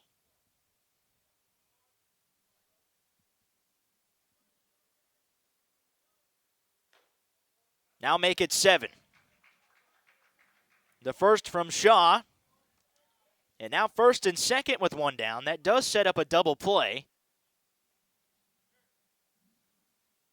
And Paultrick is a double play candidate, you would assume.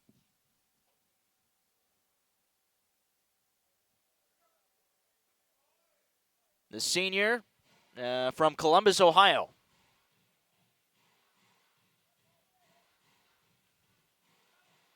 And that does bring in a pitching change now. Tony Skoll likely to go to Peyton Taylor here in the bullpen.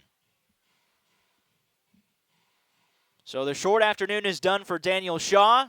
Skoll playing mix and match with his bullpen today. We'll tell you about the new hurler in a moment on the Buccaneers Sports Network.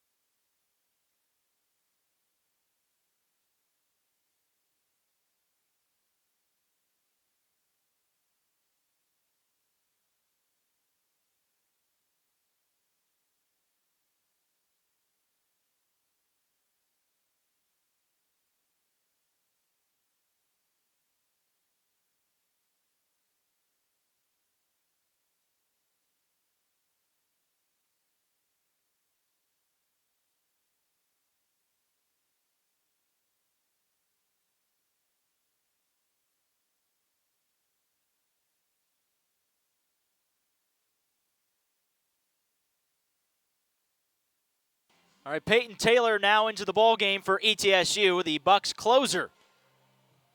Saw the most action for ETSU out of the bullpen last year. A 6.94 ERA this season, but a 2-0 record. And this is his team-leading 10th appearance to face Paul Trick with one out and runners on first and second for GWU. A first pitch, strike. Nice pitch for Taylor, who comes out with the sidearm three-quarter arm slot. A redshirt senior. 6-footer out of Dobbins Bennett High School, Kingsport native. He's got an 0-2 on Trick with Justin Coons on deck. This is 2, 3, and 4 for the Running Bulldogs, whose offense has gone a little stagnant lately. And Coach Skoll has not been hesitant to mix and match with the ETSU bullpen. This is the fourth different reliever used today for ETSU. Griffin Krieg, a scoreless inning, and then Logan Gentry and Daniel Shaw, each with 2/3 of an inning pitched. Shaw exits after allowing a base hit and a walk. That leaves us here in the top of the 8th inning with Taylor ahead 1-2. And he gets Trick for the strikeout. Well, Taylor came in yesterday at the end of the ball game. The Bucks up 1, getting the final out, and this time comes in with a big strikeout of Paul Trick. Leaves Justin Coons to the plate looking for his first hit today for Gardner Webb. Outfield playing deep, so a base hit likely would score a run. To center field, Parker barely moves. That's it. Taylor comes in, gets 2 big outs, and the Bucks still only trailing by 4 with 2 innings of offense to go right here on the Buccaneer Sports Network.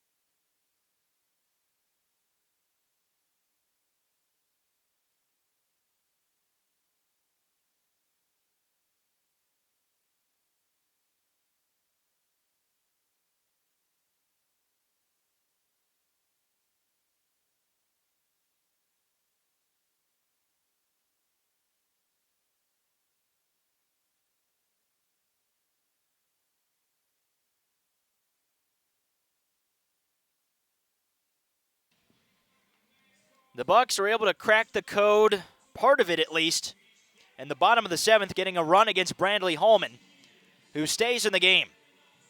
Hallman 7 innings so far on 3 hits. That's it. Against the best hitting team in the Southern Conference on 2 strikeouts and a walk. Hallman looking for the victory facing Caleb Longley, who's a guy that can change the game in a hurry. 1 for 2 today. 2 home runs yesterday for Caleb. 5 round trippers on the season.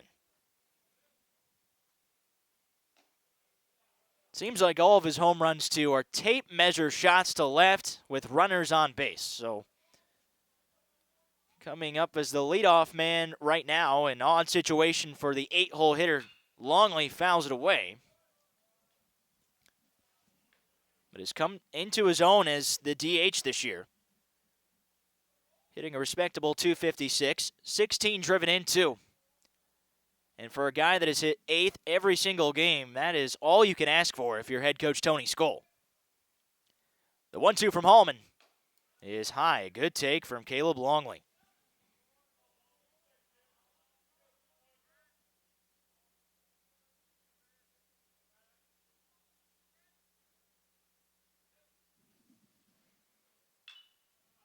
He's jammed, but it gets out of play.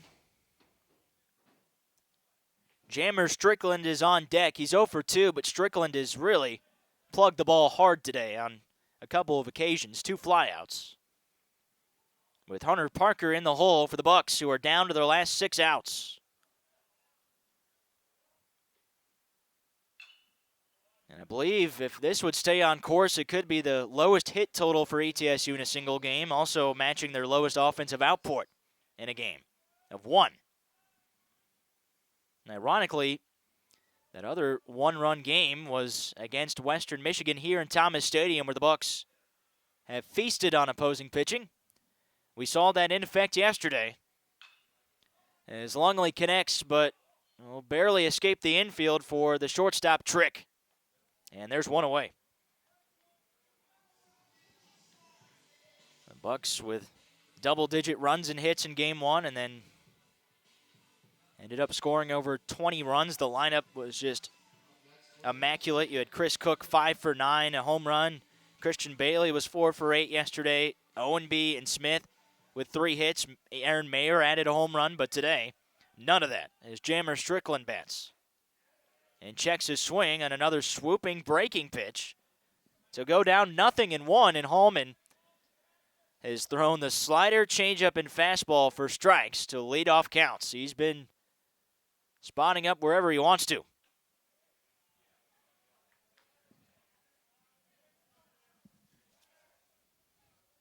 Again, Hallman 7 innings, 5 hits, 1 run, and 11 strikeouts in his last start to Maryland-Baltimore County. Now, you look at his starts, he's facing Canisius, Maryland-Baltimore County. It's not the greatest opposition, so hard to quantify those numbers. He was a guy that had an ERA of over 5 last year, but he's done his due part today. And this is an ETSU team that can hit. The at-bat continues for Jammer Strickland, getting his 2nd start in as many days here. His 3rd of the year, coming in with 4 hits on the year and 13 tries. The 2-2 to Jammer. Hangs alive with a foul ball. Strickland got some starts last year in right field. They were trying to find a spot last year at that position. They had everywhere else locked down with left field Aaron Mayer and center Jeremy Taylor. Strickland strikes out, but they couldn't find the right fielder. For a while it was Strickland. For part of the time, Seth Cunningham, and finally the Bucks able to land on Lance Mays, who has since transferred to Memphis. This year, though, it was seemingly all locked up in the outfield until today when we saw Jammer Strickland in left, Hunter Parker in center, and Aaron Mayer in right. And it is Parker, the leadoff man, back at the dish. Down 0-1 again, a situation that Buck hitters have found themselves in every single time, seemingly.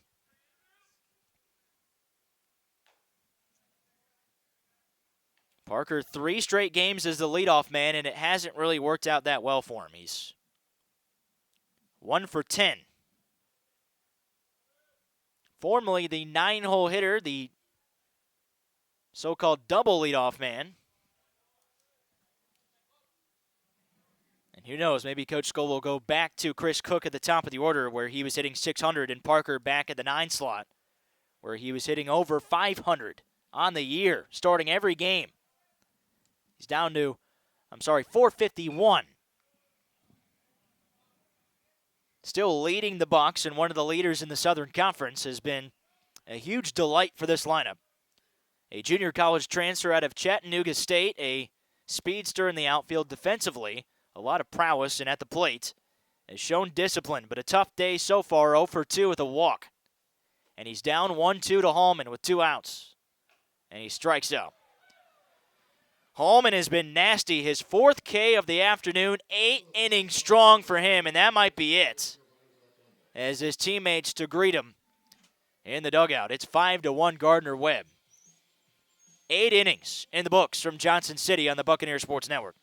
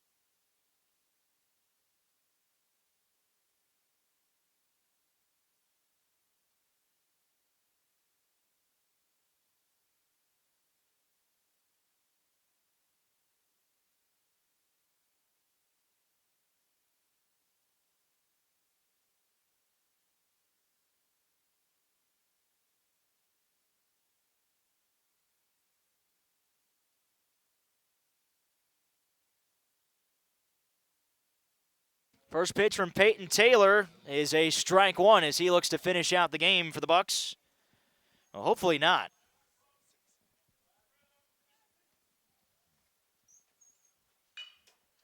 As Colin Thacker hits this one into the right field line, fair. He's chugging for 2. He has a home run, now a double today. I'm saying hopefully not because perhaps the Bucs can force extra innings or just end the ball game in the bottom of the 9th. Potentially forcing extras or giving Taylor the win. But not a good start to the 9th as Thacker, with his second hit, a double. He is very good. The preseason Big South Player of the Year. It's a leadoff hit for Danny Sullivan, the first baseman. And Taylor, last year's leader in saves for this ball club, is in with strike one.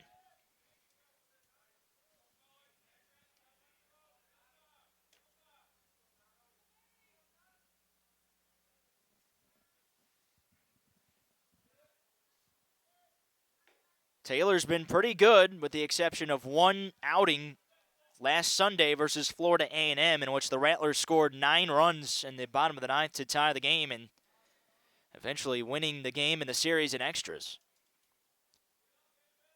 But consistency has been usually very good for Peyton Taylor, who strikes out Sullivan on a nasty off-speed pitch. You got to give credit to the bullpen for the Buccaneers. And to Blake Smith. The starter for the Bucs went 5 innings. He ended it with 2 scoreless frames, and the bullpen is not allowed a run. Usually the starters have been carrying the load. This time it's the relievers for the Bucs. As Mason Fox ahead of a changeup, and he's down 0-1. Especially against right-handed hitters. Very hard to pick up that arm slot of Taylor, who is and a pretty good mix of pitches as well. The 0-1 is low. You know, if the Bucs can have a relief staff like the one we've seen today, and they're going to have a pretty good chance to win some series and games in the Southern Conference. Krieg going for an inning scoreless. Gentry was great today, so was Daniel Shaw. And Taylor just misses off the outside corner, 2-1. ETSU's offense, too, we've seen them score 4 more runs in several innings this year, and that's the deficit right now. So another key frame for Taylor with a runner on second. And out in front of that one is Fox. The exception of Thacker, who was first pitch swinging. A smart idea. Sullivan and now Fox have looked utterly confused in the box against Taylor. Also, Usually has an out pitch, as he does here, but it is fouled away by Fox.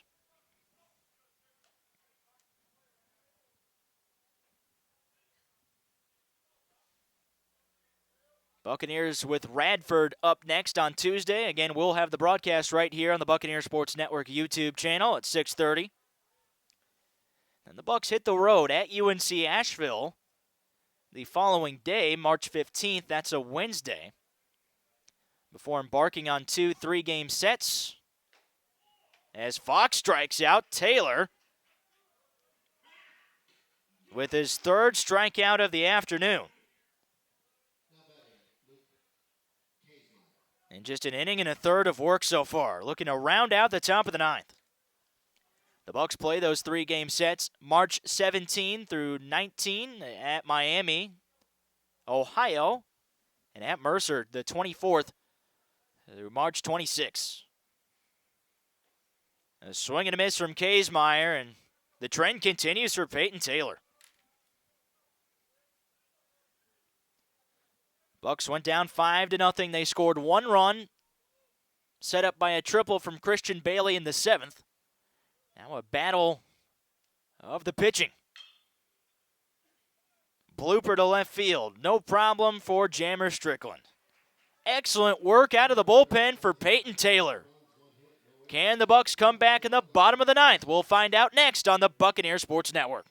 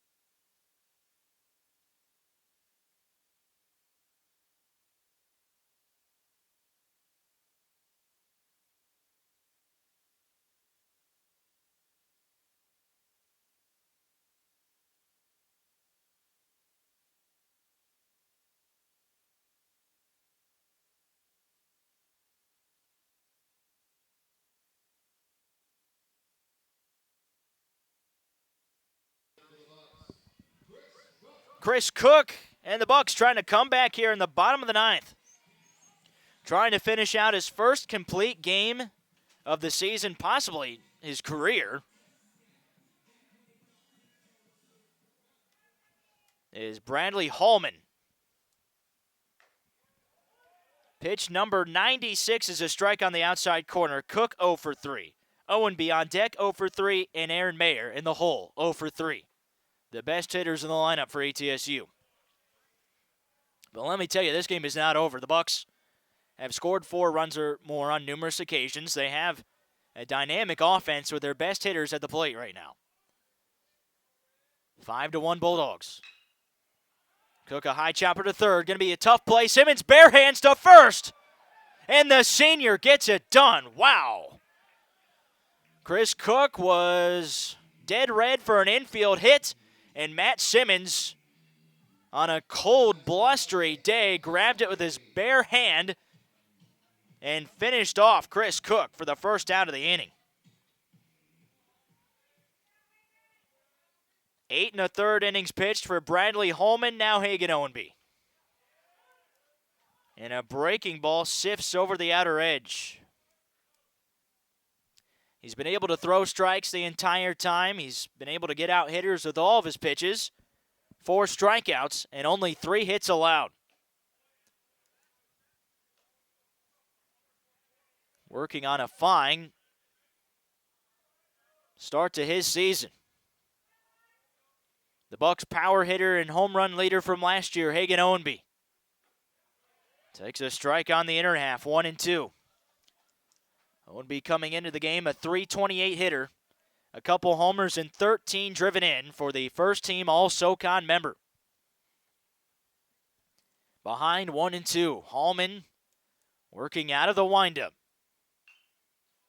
And a good rip from Ownby. He was right on the fastball.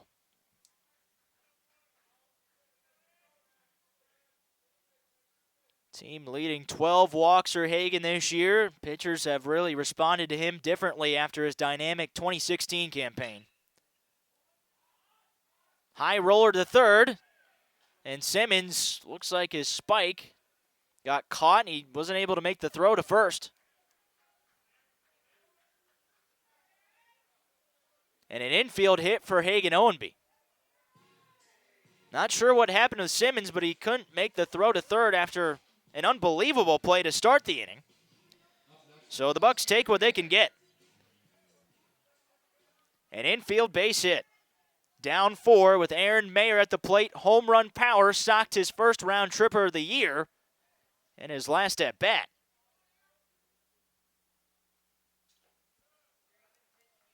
Ahead 1-0.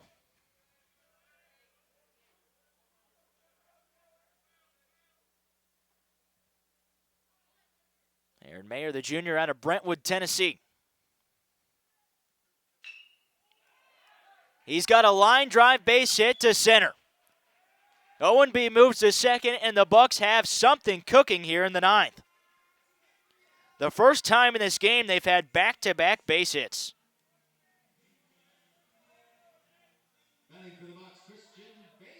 In fact, it's the first time they've had back-to-back runners get on base. An infield hit for Ownby, a one-out base hit for Aaron Mayer. And Christian Bailey at the plate has been the best guy for the Bucks offensively today. A triple, he scored the game's only run for ETSU.